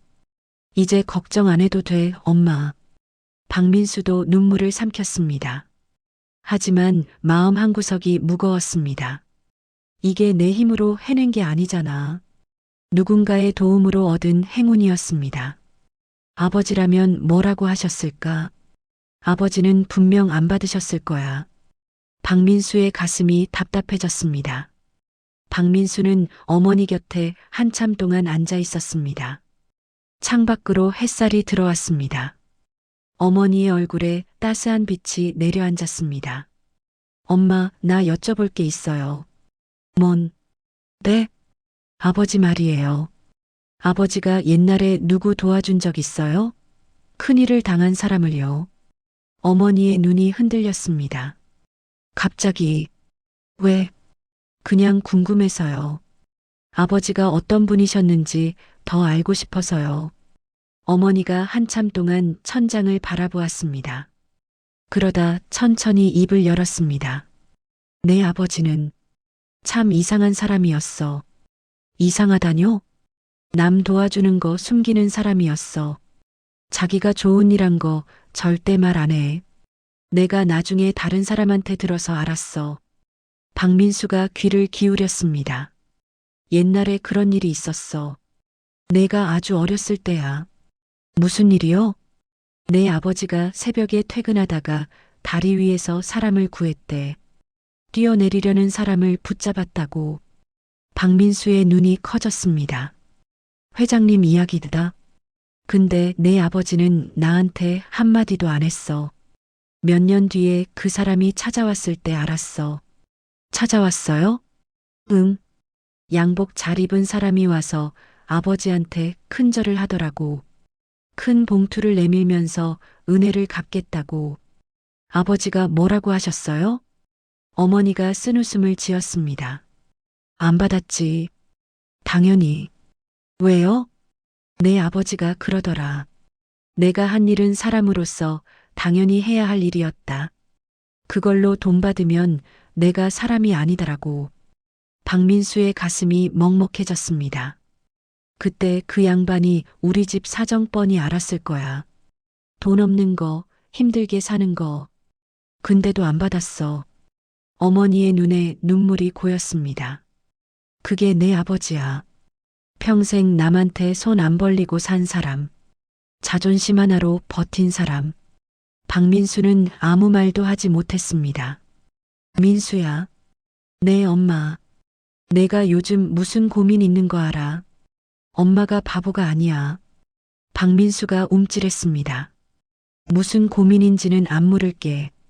근데 하나만 기억해. 어머니가 박민수의 손을 꼭 잡았습니다. 내 아버지는 절대 남한테 빚지고 사는 거 싫어했어. 근데 그게 나쁜 게 아니야. 떳떳하게 살려고 그런 거야. 근데 또 이런 말도 했어. 받을 건 받아야 한다. 대신 반드시 갚아야 한다고. 박민수가 고개를 들었습니다. 받되 갚으라고요? 응. 공짜로 받는 건 싫지만 빌리는 건 괜찮다고. 빌린 건 갚으면 되니까. 그게 내 아버지 방식이었어. 박민수의 머릿속에서 무언가가 정리되는 것 같았습니다. 받되 갚는다. 아버지라면 어떻게 하셨을까? 무조건 거절하는 게 정답이 아닐 수도 있었습니다. 엄마 고마워요. 고맙긴. 빨리 가봐. 내 할 일하고. 박민수는 어머니의 손을 꼭 잡았다가 놓았습니다. 그리고 병실을 나섰습니다. 병원을 나온 박민수는 한참을 걸었습니다. 머릿속이 복잡했습니다. 어떻게 해야 하지? 강찬호 회장이 도와주고 있다는 건 거의 확실했습니다. 하지만 증거는 없었습니다. 회장은 박민수가 눈치채지 못하게 모든 것을 처리하고 있었습니다. 이대로 모른 척할까? 어머니 병원비가 해결됐고 좋은 집으로 이사 갈 수 있게 됐습니다. 거절했던 도움을 결국 받은 셈이지만 어차피 결과는 좋지 않은가. 하지만 박민수의 마음은 편치 않았습니다. 이건 아니야. 아버지의 얼굴이 떠올랐습니다. 그리고 방금 어머니가 해준 말이 떠올랐습니다. 받을 건 받아야 한다. 대신 반드시 갚아야 한다. 박민수는 결심했습니다. 강찬호 회장을 직접 만나야 했습니다. 태상그룹 본사 앞. 박민수는 거대한 유리 건물을 올려다보았습니다. 며칠 전 면접을 보러 왔을 때와는 다른 기분이었습니다. 그때는 떨리고 두려웠지만 지금은 단단했습니다. 확인해야 해. 그리고 말해야 해. 박민수는 로비로 들어갔습니다. 안내 데스크에서 직원이 물었습니다. 어떻게 오셨습니까? 강찬호 회장님을 뵙고 싶습니다. 직원의 눈이 커졌습니다. 회장님을요? 약속이 있으십니까? 없습니다. 하지만 제 이름을 말씀드리면 만나주실 겁니다. 성함이 어떻게 되시죠? 박민수입니다. 직원이 의아한 표정으로 어딘가에 전화를 걸었습니다. 잠시 후 직원의 표정이 달라졌습니다. 저 잠시만 기다려 주십시오. 안내해 드리겠습니다. 박민수는 속으로 생각했습니다. 역시 자신의 이름을 말하자마자 연결이 되었습니다. 회장이 자신을 기다리고 있었다는 뜻이었습니다. 63층 회장 집무실. 박민수가 문을 열고 들어섰습니다. 강찬호 회장이 소파에서 일어나 박민수를 맞았습니다. 오, 박민수 군. 어서 오게. 이렇게 찾아와줘서 반갑네. 회장의 얼굴에는 환한 미소가 번져 있었습니다. 마치 오랫동안 기다렸던 손님을 맞이하는 것 같았습니다. 앉게 앉아. 박민수는 소파에 앉았습니다. 하지만 차를 권하는 회장의 손길을 정중히 거절했습니다. 회장님, 단도직입적으로 여쭙겠습니다. 그래, 말해보게. 저희 어머니 병원비 회장님께서 내셨죠? 강찬호 회장의 표정이 굳어졌습니다. 그리고 임대주택 건도요. 회장님께서 손을 쓰신 거 맞죠? 회장이 잠시 침묵했습니다. 그러다 천천히 입을 열었습니다. 어떻게 알았나? 느낌이요. 너무 타이밍이 맞았습니다. 회장님을 만난 직후에 모든 게 해결됐으니까요. 강찬호 회장이 한숨을 내쉬었습니다. 그래, 맞아. 내가 했어. 박민수의 예상이 맞았습니다. 자네가 안 받겠다고 해서 어쩔 수 없이 이런 방법을 썼네. 자네한테 들키지 않게 조용히 도와주고 싶었어. 왜요? 박민수가 물었습니다. 왜 그렇게까지 하시는 겁니까? 저는 분명히 거절했습니다. 아버지의 은혜 때문에 도움받고 싶지 않다고 말씀드렸습니다. 강찬호 회장이 박민수를 바라보았습니다. 자네 아버지가 30년 전에 나한테 해준 말이 있어. 무슨 말씀이신지요? 내일은 다를 수 있으니까. 박민수의 눈이 흔들렸습니다. 그 말 한마디가 나를 살렸어. 한강 다리 난간에서 뛰어내리려던 나를 붙잡은 건 자네 아버지의 그 말 한마디였어. 회장의 눈가가 붉어졌습니다. 나는 그 말을 평생 가슴에 품고 살았네. 힘들 때마다, 포기하고 싶을 때마다 그 말을 떠올렸어. 그리고 다시 일어섰어. 회장님, 자네 아버지는 내 인생의 은인이야. 그런데 그 은인의 아들이 고생하고 있는 걸 알면서 어떻게 가만히 있겠나? 강찬호 회장이 자리에서 일어났습니다. 자네가 거절한 건 알아. 자네 뜻도 존중해. 하지만 이건 자네를 위한 게 아니야. 네, 이건 나를 위한 거야. 박민수가 의아한 눈으로 회장을 바라보았습니다. 30년 동안 가슴에 빚을 지고 살았어. 은인을 찾아서 은혜를 갚아야 한다는 생각, 그게 나를 짓눌렀어. 그런데 은인은 이미 돌아가셨고 그 아들은 도움을 거절하고. 회장의 목소리가 떨렸습니다. 나더러 어쩌라는 건가? 이 빚을 안고 무덤까지 가라는 건가? 박민수는 아무 말도 하지 못했습니다. 생각지 못한 말이었습니다. 회장의 입장은 생각해 본 적이 없었습니다. 자네가 도움을 거절한 건 아버지처럼 떳떳하게 살고 싶어서라고 했지? 네. 그래, 그 마음은 존중해. 하지만 나한테도 떳떳하게 살 권리가 있어. 강찬호 회장이 박민수의 어깨를 잡았습니다. 제발 나 좀 떳떳하게 살게 해주게. 30년 된 빚을 갚게 해주게. 박민수의 가슴이 먹먹해졌습니다. 아버지, 저는 어떻게 해야 합니까? 그때 어머니의 말이 떠올랐습니다. 받을 건 받아야 한다. 대신 반드시 갚아야 한다. 한참의 침묵이 흘렀습니다. 박민수가 천천히 입을 열었습니다. 회장님, 저는 여전히 아버지의 은혜를 대가로 무언가를 받고 싶지 않습니다. 강찬호 회장의 얼굴에 실망의 빛이 스쳤습니다. 하지만 박민수가 말을 이었습니다. 회장님 말씀도 이해합니다. 회장님께서 30년간 가슴에 품고 사신 그 마음 그냥 묻어두시라고 말씀드리기가 어렵습니다. 그럼 한 가지 제안을 드려도 되겠습니까? 강찬호 회장이 고개를 끄덕였습니다. 어머니 병원비와 임대주택권은 받겠습니다. 회장의 얼굴이 밝아졌습니다. 하지만 조건이 있습니다. 조건? 저한테 주시는 게 아니라 빌려주시는 겁니다. 강찬호 회장이 어리둥절한 표정을 지었습니다. 제가 취직해서 돈을 벌면 병원비며 모든 비용을 회장님께 갚겠습니다. 이자까지 다 해서요. 그게 무슨... 그래야 저도 떳떳하고 회장님도 떳떳하지 않겠습니까? 박민수가 회장의 눈을 똑바로 바라보았습니다. 아버지는 대가 없이 회장님을 도우셨습니다. 저는 아버지만큼 대단한 사람이 아닙니다. 하지만 적어도 받은 만큼은 갚고 싶습니다. 강찬호 회장이 한참 동안 박민수를 바라보았습니다. 그러다 갑자기 웃음을 터뜨렸습니다. 하하, 회장님?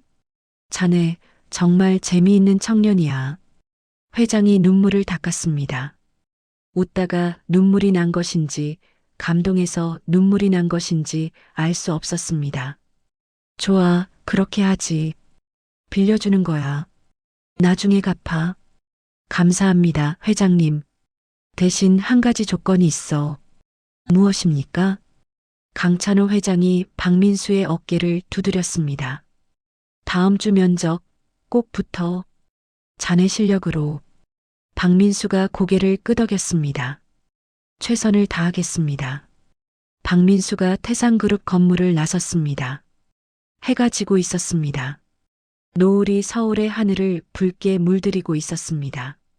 박민수는 손목의 시계를 내려다보았습니다. 아버지, 저 이렇게 하기로 했어요. 받기만 하는 건 싫었습니다. 그건 아버지의 가르침에 어긋나는 일이었습니다. 하지만 회장의 마음을 완전히 외면하는 것도 옳지 않았습니다. 받되 갚을게요. 제 힘으로. 그게 박민수가 찾은 답이었습니다. 다음 주 면접 꼭 붙을게요. 아버지. 박민수는 주먹을 꽉 쥐었습니다. 이제 진짜 시작이었습니다. 면접 당일이 밝았습니다. 박민수는 새벽 5시에 눈을 떴습니다. 아니, 정확히 말하면 밤새 거의 잠을 이루지 못했습니다. 천장을 바라보며 수백 번 면접 답변을 되뇌었습니다. 예상 질문을 정리하고 자기소개를 다듬고 지원 동기를 가다듬었습니다. 오늘이야. 오늘 결판 난다. 박민수는 자리에서 일어나 작은 거울 앞에 섰습니다. 며칠 전 임대주택으로 이사한 후 생활이 조금 나아졌습니다. 반지하보다 훨씬 깨끗하고 햇살이 들어오는 방이었습니다. 하지만 박민수의 마음은 여전히 무거웠습니다. 실력으로 붙어야 해. 회장님 덕분이 아니라 내 힘으로. 박민수는 옷장에서 아버지의 양복을 꺼냈습니다. 지난번 면접 때 입었던 그 양복이었습니다. 낡고 유행이 지났지만 박민수에게는 가장 소중한 옷이었습니다. 아버지, 오늘도 함께 해주세요.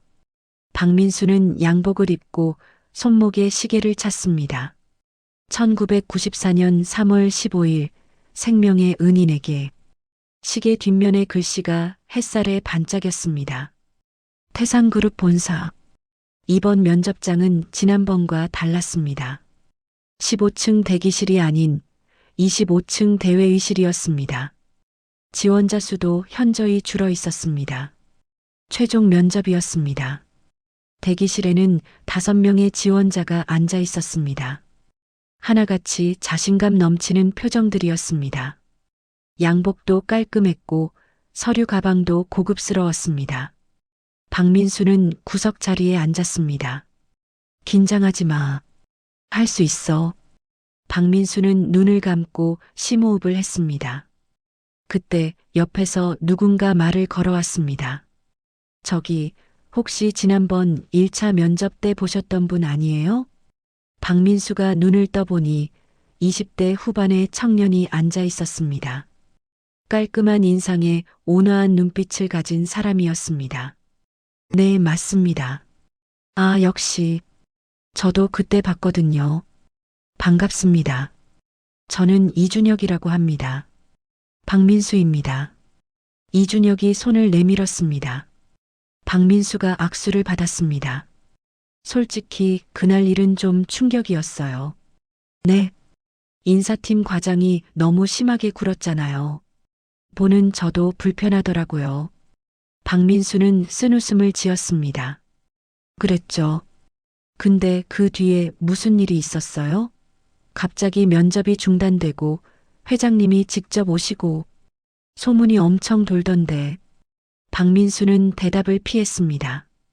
별거 아니에요. 그냥 사정이 좀 있어서요. 이준혁이 더 묻지 않았습니다. 아무튼 오늘 면접 화이팅이에요. 서로 좋은 결과 있으면 좋겠네요. 네, 감사합니다. 이준혁 씨도요. 박민수는 이준혁을 바라보았습니다. 좋은 사람이네. 지난번 면접장에서 자신을 비웃던 사람들과는 달랐습니다. 경쟁자이면서도 상대를 배려할 줄 아는 사람이었습니다. 박민수님, 입장해 주세요. 드디어 박민수의 차례가 되었습니다. 박민수는 자리에서 일어나 회의실 문 앞에 섰습니다. 심장이 빠르게 뛰었습니다. 손바닥에 땀이 차올랐습니다. 할 수 있어. 내 실력을 보여주면 돼. 박민수는 문을 열고 들어섰습니다. 회의실 안에는 5명의 면접관이 앉아 있었습니다. 지난번과는 다른 얼굴들이었습니다. 최동훈 과장은 보이지 않았습니다. 대신 중후한 인상의 임원들이 자리하고 있었습니다. 그리고 맨 끝자리에 강찬호 회장이 앉아 있었습니다. 박민수와 회장의 눈이 마주쳤습니다. 회장은 아무런 표정 없이 박민수를 바라보았습니다. 마치 처음 보는 사람을 대하듯 무덤덤한 눈빛이었습니다. 회장님이 직접 참석하셨구나. 박민수는 마음을 다잡았습니다. 괜찮아.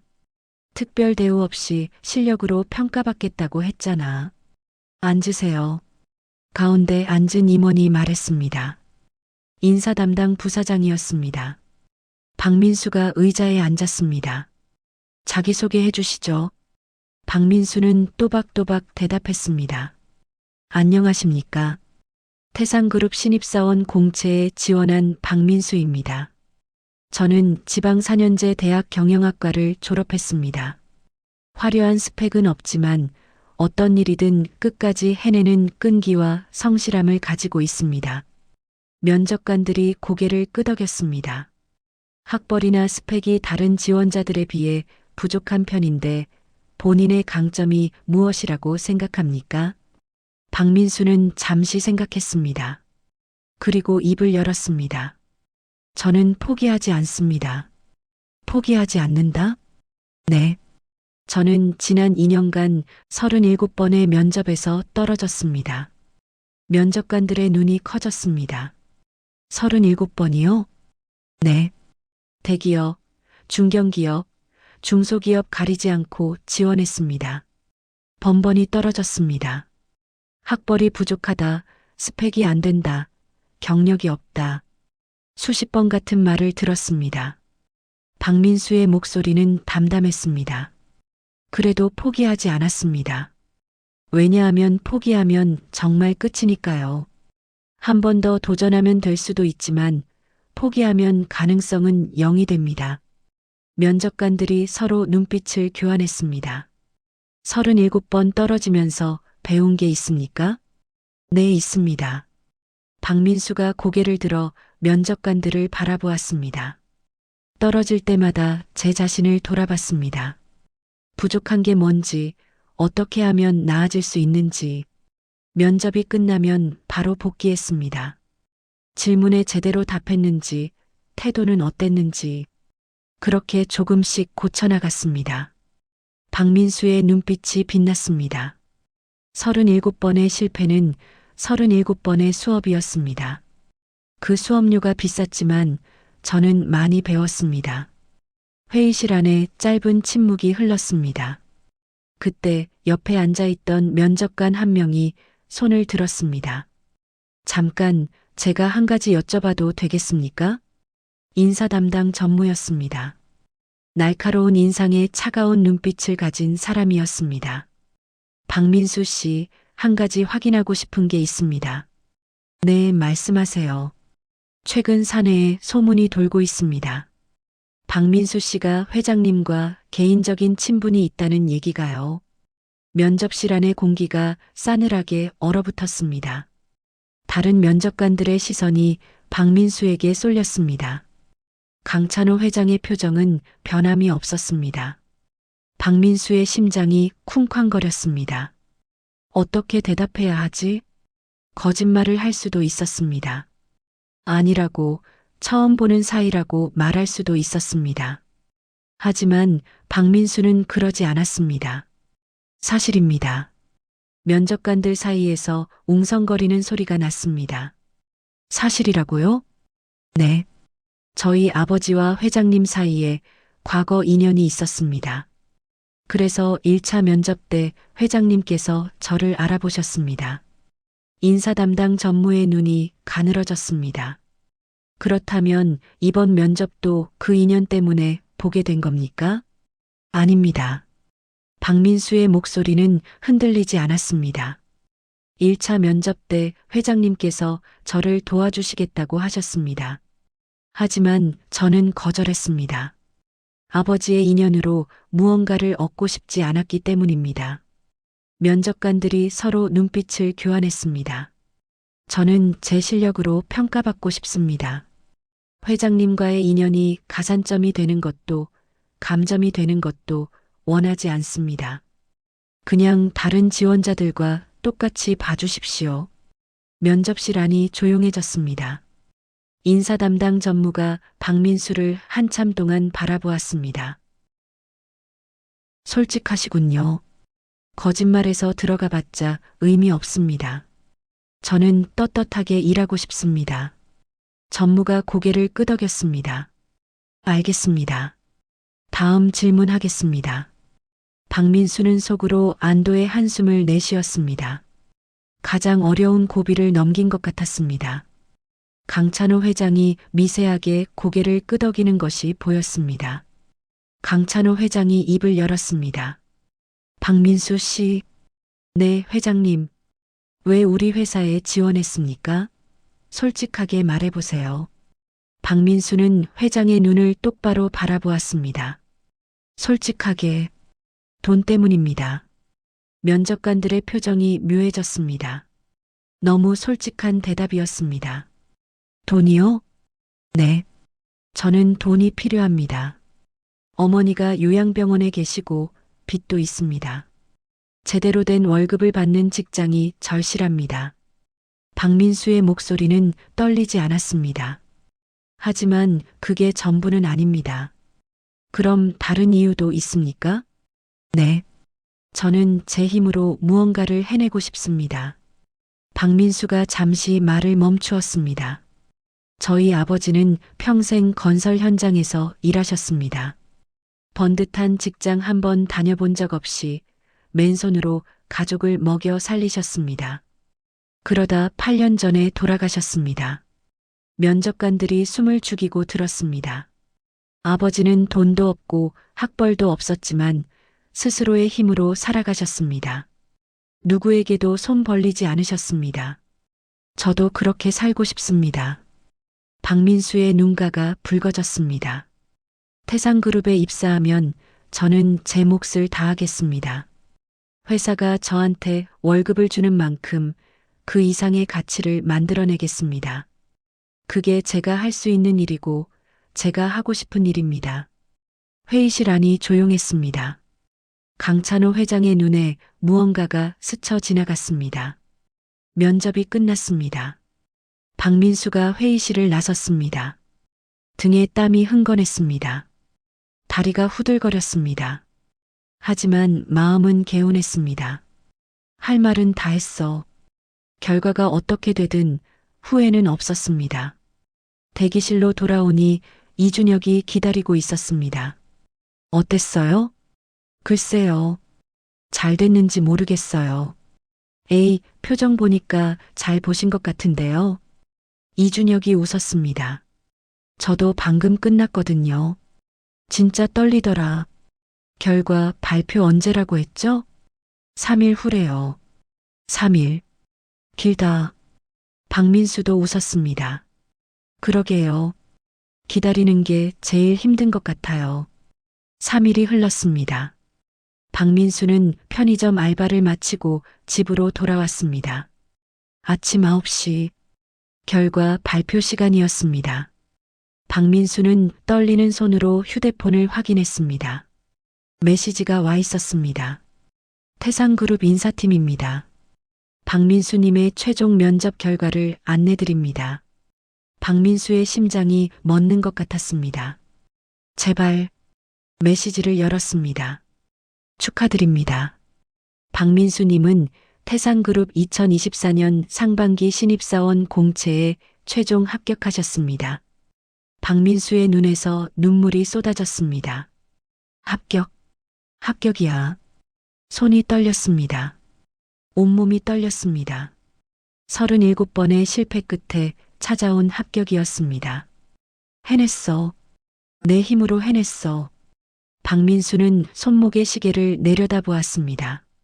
아버지, 저 해냈어요. 눈물이 멈추지 않았습니다. 아버지처럼 제 힘으로 해냈어요. 같은 시각 태산그룹 회장 집무실, 강찬호 회장이 최종 합격자 명단을 내려다보고 있었습니다. 박민수라는 이름 옆에 빨간 체크 표시가 되어 있었습니다. 회장님, 박민수 지원자의 면접 점수입니다. 윤 비서가 서류를 건넸습니다. 강찬호 회장이 서류를 확인했습니다. 면접관 5명의 점수가 적혀 있었습니다. 92점, 88점, 90점, 95점, 91점, 평균 91.2점. 이번 공채 지원자 중 두 번째로 높은 점수였습니다. 회장님께서 주신 점수는 몇 점이셨습니까? 95점. 윤 비서가 고개를 끄덕였습니다. 면접관들 사이에서 박민수 지원자에 대한 평가가 좋았습니다. 특히 포기하지 않는다는 부분에서 높은 점수를 받았습니다. 그리고 회장님과의 인연을 솔직하게 밝힌 점도 좋은 평가를 받았습니다.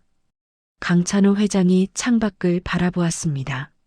내가 5점을 더 줬어도 빼도 그 녀석은 붙었어. 네. 내가 점수를 조작하지 않아도 그 녀석은 실력으로 붙었다는 말이야. 회장의 입가에 미소가 번졌습니다. 역시 그 양반 아들이야. 강찬호 회장이 눈을 감았습니다. 30년 전 한강 다리 위에서 자신의 손을 잡아준 사람. 그 사람의 아들이 이제 자신의 회사에 들어오게 되었습니다. 박정호 씨, 당신 아들 잘 키웠어. 정말 대단한 청년이야. 회장의 눈가에 눈물이 맺혔습니다. 첫 출근 날이 밝았습니다. 박민수는 새벽 5시에 눈을 떴습니다. 하지만 이번에는 걱정 때문이 아니었습니다. 설렘 때문이었습니다. 창문으로 아침 햇살이 들어왔습니다. 새로 이사온 임대주택은 작지만 깨끗했습니다. 무엇보다 햇살이 들어온다는 것이 좋았습니다. 박민수는 옷장 앞에 섰습니다. 아버지의 낡은 양복이 걸려 있었습니다. 그 옆에는 새 양복이 걸려 있었습니다. 첫 월급을 받으면 새 양복을 사려고 했습니다. 하지만 합격 통보를 받은 다음 날 택배가 도착했습니다. 보낸 사람은 익명이었습니다. 상자를 열어보니 깔끔한 검정색 양복이 들어 있었습니다. 브랜드도 좋아 보였고 사이즈도 딱 맞았습니다. 누가 보냈는지는 묻지 않아도 알 수 있었습니다. 박민수는 잠시 고민했습니다. 받아야 하나, 돌려보내야 하나. 하지만 양복 안쪽 주머니에서 작은 메모를 발견했습니다. 첫 출근 축하하네. 이건 빌려주는 게 아니야. 그냥 선배가 후배한테 주는 선물이라고 생각해주게. 강찬호. 박민수는 한참 동안 그 메모를 바라보았습니다. 선배가 후배한테 주는 선물. 아버지의 은혜에 대한 보답이 아니라 한 사람이 다른 사람에게 건네는 마음. 박민수는 결심했습니다. 받자. 대신 나중에 다른 방식으로 갚자. 박민수는 새 양복을 입었습니다. 거울 앞에 서서 자신의 모습을 바라보았습니다. 양복이 잘 맞았습니다. 어깨 선이 딱 맞았고 길이도 적당했습니다. 하지만 뭔가 부족했습니다. 박민수는 옷장에서 아버지의 양복을 꺼냈습니다. 양복 안쪽 주머니를 뒤졌습니다. 그 안에는 작은 손수건이 들어 있었습니다. 아버지가 항상 가지고 다니시던 손수건이었습니다. 낡고 색이 바랬지만 깨끗하게 빨아서 잘 접어두었습니다. 박민수는 그 손수건을 새 양복 안쪽 주머니에 넣었습니다. 그리고 손목에 아버지의 시계를 찾습니다. 이제 됐어.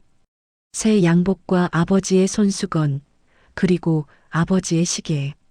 새 것과 헛 것이 함께했습니다. 미래와 과거가 공존했습니다. 아버지, 저 출근합니다. 박민수는 거울 속에 자신에게 말했습니다. 열심히 할게요. 아버지처럼. 태상그룹 본사. 박민수는 1층 로비에 섰습니다. 불과 한 달 전 이곳에 면접을 보러 왔을 때는 주눅이 들어 있었습니다. 반지하에서 살며 밀린 병원비에 쫓기던 청년이었습니다. 하지만 오늘은 달랐습니다.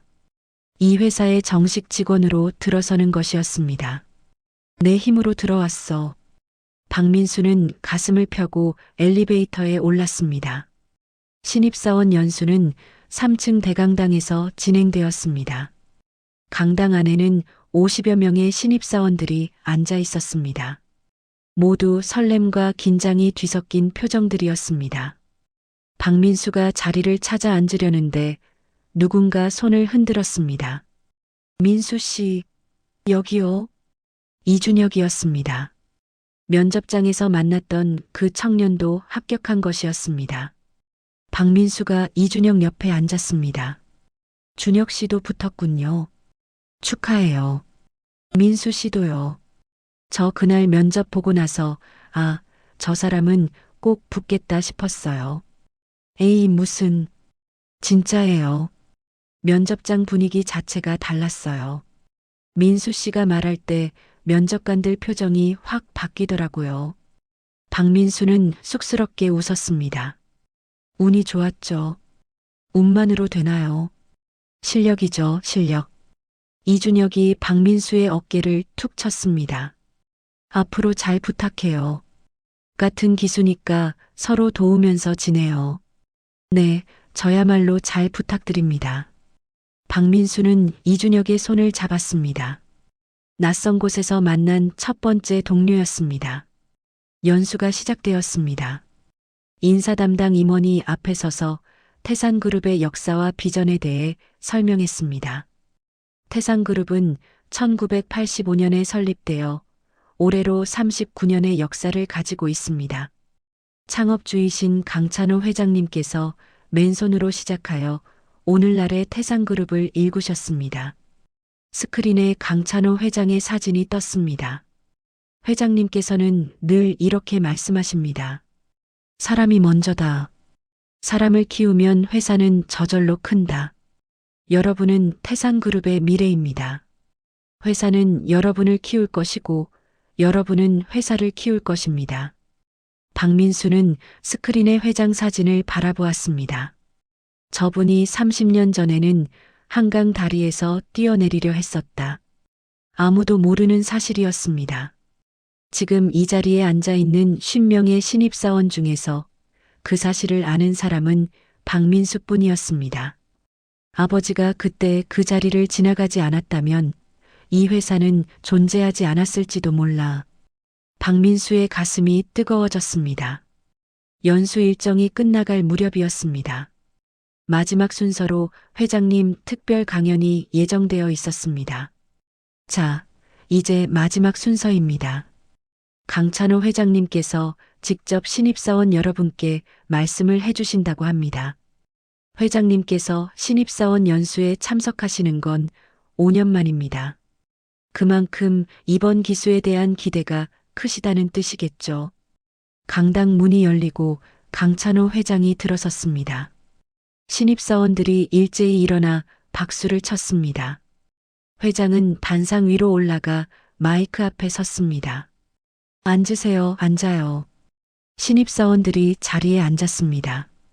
강찬호 회장이 강당을 둘러보았습니다. 그의 눈이 잠시 박민수에게 머물렀다가 지나갔습니다. 여러분 반갑습니다. 태상그룹 회장 강찬호입니다. 회장의 목소리는 낮고 차분했습니다. 오늘 여러분께 한 가지 이야기를 해드리려고 합니다. 제가 평소에 잘하지 않는 이야기입니다. 강당 안이 조용해졌습니다. 30년 전 일입니다. 박민수의 심장이 두근거렸습니다. 그때 저는 모든 것을 잃었습니다. 사업이 망했고 집이 경매로 넘어갔고 가족도 떠났습니다. 빚쟁이들한테 쫓기면서 길거리에서 잠을 잤습니다. 신입사원들이 숨을 죽이고 들었습니다.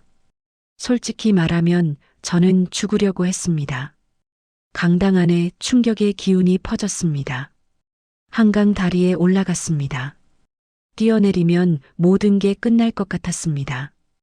회장의 목소리가 떨렸습니다. 그때 한 사람이 저를 붙잡았습니다. 박민수의 눈에 눈물이 고였습니다. 건설 현장에서 일하던 노동자였습니다. 저보다 젊은 사람이었습니다. 그 사람이 저를 난간에서 끌어내렸습니다. 회장이 잠시 말을 멈추었습니다. 그리고 이렇게 말했습니다. 내일은 다를 수 있으니까. 강당 안이 고요했습니다. 그 말 한마디가 저를 살렸습니다. 내일은 다를 수 있다. 오늘이 끝이 아니다. 포기하지 않으면 기회는 온다. 회장의 눈가가 붉어졌습니다. 그 후로 저는 다시 시작했습니다. 바닥에서부터 다시 올라왔습니다. 그리고 30년이 지난 지금 여러분 앞에 서 있습니다. 회장이 신입사원들을 바라보았습니다. 여러분, 인생에는 힘든 순간이 옵니다. 포기하고 싶은 순간이 옵니다. 그때 이 말을 기억해 주세요. 내일은 다를 수 있다. 오늘이 아무리 힘들어도 내일은 다를 수 있습니다. 회장의 시선이 박민수에게 향했습니다. 그리고 한 가지 더. 회장의 목소리가 부드러워졌습니다. 여러분이 힘들 때 누군가 손을 내밀어주면 잡으세요. 그리고 나중에 여러분이 성공하면 다른 누군가에게 손을 내밀어 주세요. 그게 은혜를 갚는 방법입니다. 박민수의 눈에서 눈물이 흘러내렸습니다. 저한테 갚지 말고 세상에 갚으세요. 아버지가 30년 전에 회장에게 했던 말. 회장은 그 말을 평생 가슴에 품고 살았던 것입니다. 그리고 지금 50명의 신입사원들 앞에서 그 말을 전하고 있었습니다. 강연이 끝났습니다. 신입사원들이 박수를 치며 강당을 나섰습니다. 박민수는 자리에서 일어나지 못하고 앉아 있었습니다. 눈물이 멈추지 않았습니다. 민수 씨, 괜찮아요? 이준혁이 걱정스러운 눈으로 물었습니다. 네, 괜찮아요. 그냥 감동받아서요. 회장님 말씀이 진짜 와닿더라. 나도 눈물 날 뻔했어요. 박민수는 고개를 끄덕였습니다. 그때 누군가 다가왔습니다. 박민수 씨, 윤비서였습니다. 회장님께서 잠깐 뵙고 싶다고 하십니다. 따라오시겠습니까? 박민수가 자리에서 일어났습니다. 네, 알겠습니다. 회장 집무실. 박민수가 문을 열고 들어섰습니다. 강찬호 회장이 창가에 서서 바깥을 바라보고 있었습니다. 왔나? 네, 회장님. 회장이 돌아섰습니다. 첫 출근 어땠나? 긴장됐지만 좋았습니다. 양복은 잘 맞던가? 박민수가 웃었습니다. 네, 딱 맞습니다. 감사합니다. 회장이 소파를 가리켰습니다. 앉게. 두 사람이 마주 앉았습니다. 회장이 먼저 입을 열었습니다. 아까 강당에서 한 이야기 들었지? 네. 30년 만에 처음으로 그 이야기를 했어. 공개적으로. 박민수가 놀라서 회장을 바라보았습니다. 처음이셨습니까? 그래. 지금까지 아무한테도 말한 적 없었어. 창피하기도 했고 굳이 남들한테 알릴 필요도 없다고 생각했거든. 회장이 창밖을 바라보았습니다. 근데 자네를 보고 생각이 바뀌었어. 저를요? 그래. 자네 아버지가 해준 말을 더 많은 사람들한테 전해야겠다고 생각했어. 그 말이 나를 살렸으니까 다른 사람도 살릴 수 있을 거야. 회장의 눈이 박민수에게 향했습니다. 자네 아버지가 세상에 갚으라고 했잖아. 오늘 내가 한 강연이 그 첫 번째 가품이야. 박민수의 눈에 다시 눈물이 고였습니다. 회장님, 그리고 자네한테 부탁이 있어. 말씀하세요. 회장이 진지한 표정으로 말했습니다. 자네도 나중에 성공하면 누군가에게 손을 내밀어줘. 자네 아버지가 나한테 그랬던 것처럼. 그게 자네 아버지의 은혜를 갚는 방법이야. 박민수가 고개를 끄덕였습니다. 약속드리겠습니다. 그리고 회장이 주머니에서 무언가를 꺼냈습니다. 작은 봉투였습니다. 이건 뭡니까? 열어봐. 박민수가 봉투를 열었습니다. 안에는 오래된 사진 한 장이 들어 있었습니다. 사진 속에는 두 남자가 서 있었습니다. 한 명은 젊은 시절의 강찬호 회장이었습니다. 초췌한 얼굴에 헝클어진 머리카락. 하지만 눈빛은 살아 있었습니다. 그 옆에 선 사람은 아버지. 박민수의 손이 떨렸습니다. 사진 속의 아버지는 환하게 웃고 있었습니다. 작업복 차림에 안전모를 쓴 모습. 젊고 건강했던 시절의 아버지였습니다. 1997년에 찍은 사진이야. 내가 자네 아버지를 겨우 찾아가서 다시 만났을 때 회장의 목소리가 떨렸습니다. 자네 아버지가 이 사진을 찍자고 했어. 기념으로 남기자고. 근데 한 장밖에 안 찍어서 내가 가지고 있었어. 박민수는 사진을 가슴에 품었습니다. 눈물이 멈추지 않았습니다. 감사합니다. 회장님, 정말 감사합니다. 고맙긴. 원래 자네 거야.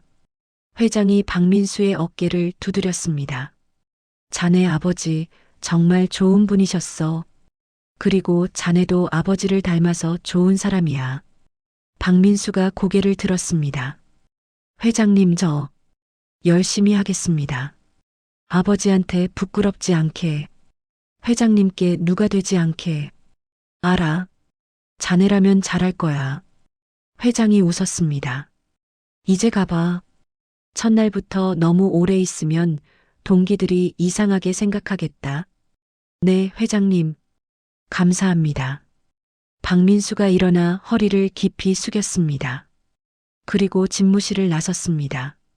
복도를 걸으며 박민수는 사진을 다시 꺼내 보았습니다. 젊은 아버지의 얼굴. 환하게 웃는 모습.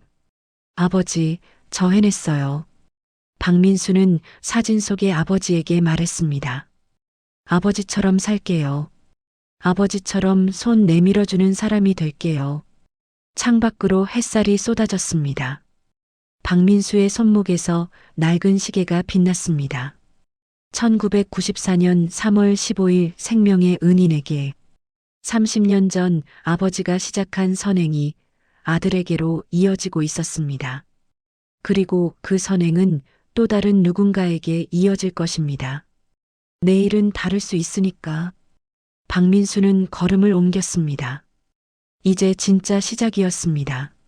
5년 후, 박민수는 태상그룹 기획팀 과장이 되어 있었습니다. 신입사원 시절부터 눈에 띄는 성과를 냈고 매년 승진 대상자에 이름을 올렸습니다. 동기들 중 가장 빠른 승진이었습니다. 하지만 박민수가 자랑스러워하는 건 승진이 아니었습니다. 어머니 김순자 여사가 요양병원을 퇴원하고 박민수와 함께 살게 된 것, 강찬호 회장에게 빌렸던 돈을 모두 갚은 것, 그리고 과장님, 이번 장학생 선발 명단입니다. 고마워, 수진 씨.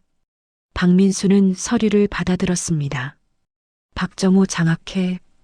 박민수가 월급의 일부를 모아 만든 장학재단이었습니다. 형편이 어려운 학생들에게 등록금을 지원하는 소규모 장학회였습니다. 올해 장학생은 10명이었습니다. 박민수는 그 10명의 이름을 하나하나 읽어내려갔습니다. 아버지, 저 이렇게 하고 있어요. 저한테 갚지 말고 세상에 갚으라던 아버지의 말. 박민수는 그 말을 실천하고 있었습니다. 작은 시작이었지만 언젠가 이 장학금을 받은 학생들이 성공해서 또 다른 누군가를 도울 것입니다. 그렇게 선행은 이어질 것입니다. 끝없이 같은 시각 강찬호 회장의 집무실. 회장은 창가에 서서 서울의 하늘을 바라보고 있었습니다. 책상 위에는 한 장의 보고서가 놓여 있었습니다. 박정호 장학회 설립 승인. 회장의 입가에 미소가 번졌습니다. 박정호 씨, 당신 아들 정말 대단해. 회장이 하늘을 향해 말했습니다. 당신이 30년 전에 내 손을 잡아줬던 것처럼 이제 당신 아들이 다른 사람들 손을 잡아주고 있어. 회장의 눈에 눈물이 맺혔습니다. 고마워. 정말 고마워. 그날 저녁, 박민수는 어머니와 함께 저녁 식사를 했습니다. 어머니의 건강은 많이 좋아져 있었습니다. 아직 왼쪽 몸이 불편했지만 혼자 걸을 수 있게 되었고 말도 또렷해졌습니다. 민수야, 오늘 회사에서 무슨 좋은 일 있었어? 표정이 밝네. 네, 엄마. 오늘 장학회가 정식으로 승인됐어요. 장학회? 그 아버지 이름 딴 거? 네. 박정호 장학회요. 어머니의 눈에 눈물이 고였습니다. 아버지가 하늘에서 좋아하시겠다. 그럴까요? 당연하지. 우리 민수가 이렇게 훌륭하게 컸으니까. 박민수는 어머니의 손을 잡았습니다. 다 엄마랑 아버지 덕분이에요. 모자는 한참 동안 손을 잡고 있었습니다. 창밖으로 노을이 지고 있었습니다. 붉은 하늘 아래 박민수의 손목에서 낡은 시계가 빛났습니다. 아버지에게서 아들에게로 전해진 시계. 그 시계에 새겨진 말처럼 생명의 은인에게. 박민수는 이제 누군가에게 생명의 은인이 되어가고 있었습니다. 아버지가 그랬던 것처럼. 시청해주신 모든 분들께 진심으로 감사드립니다. 여러분의 인생에도 따뜻한 손길이 함께 하시길 바랍니다.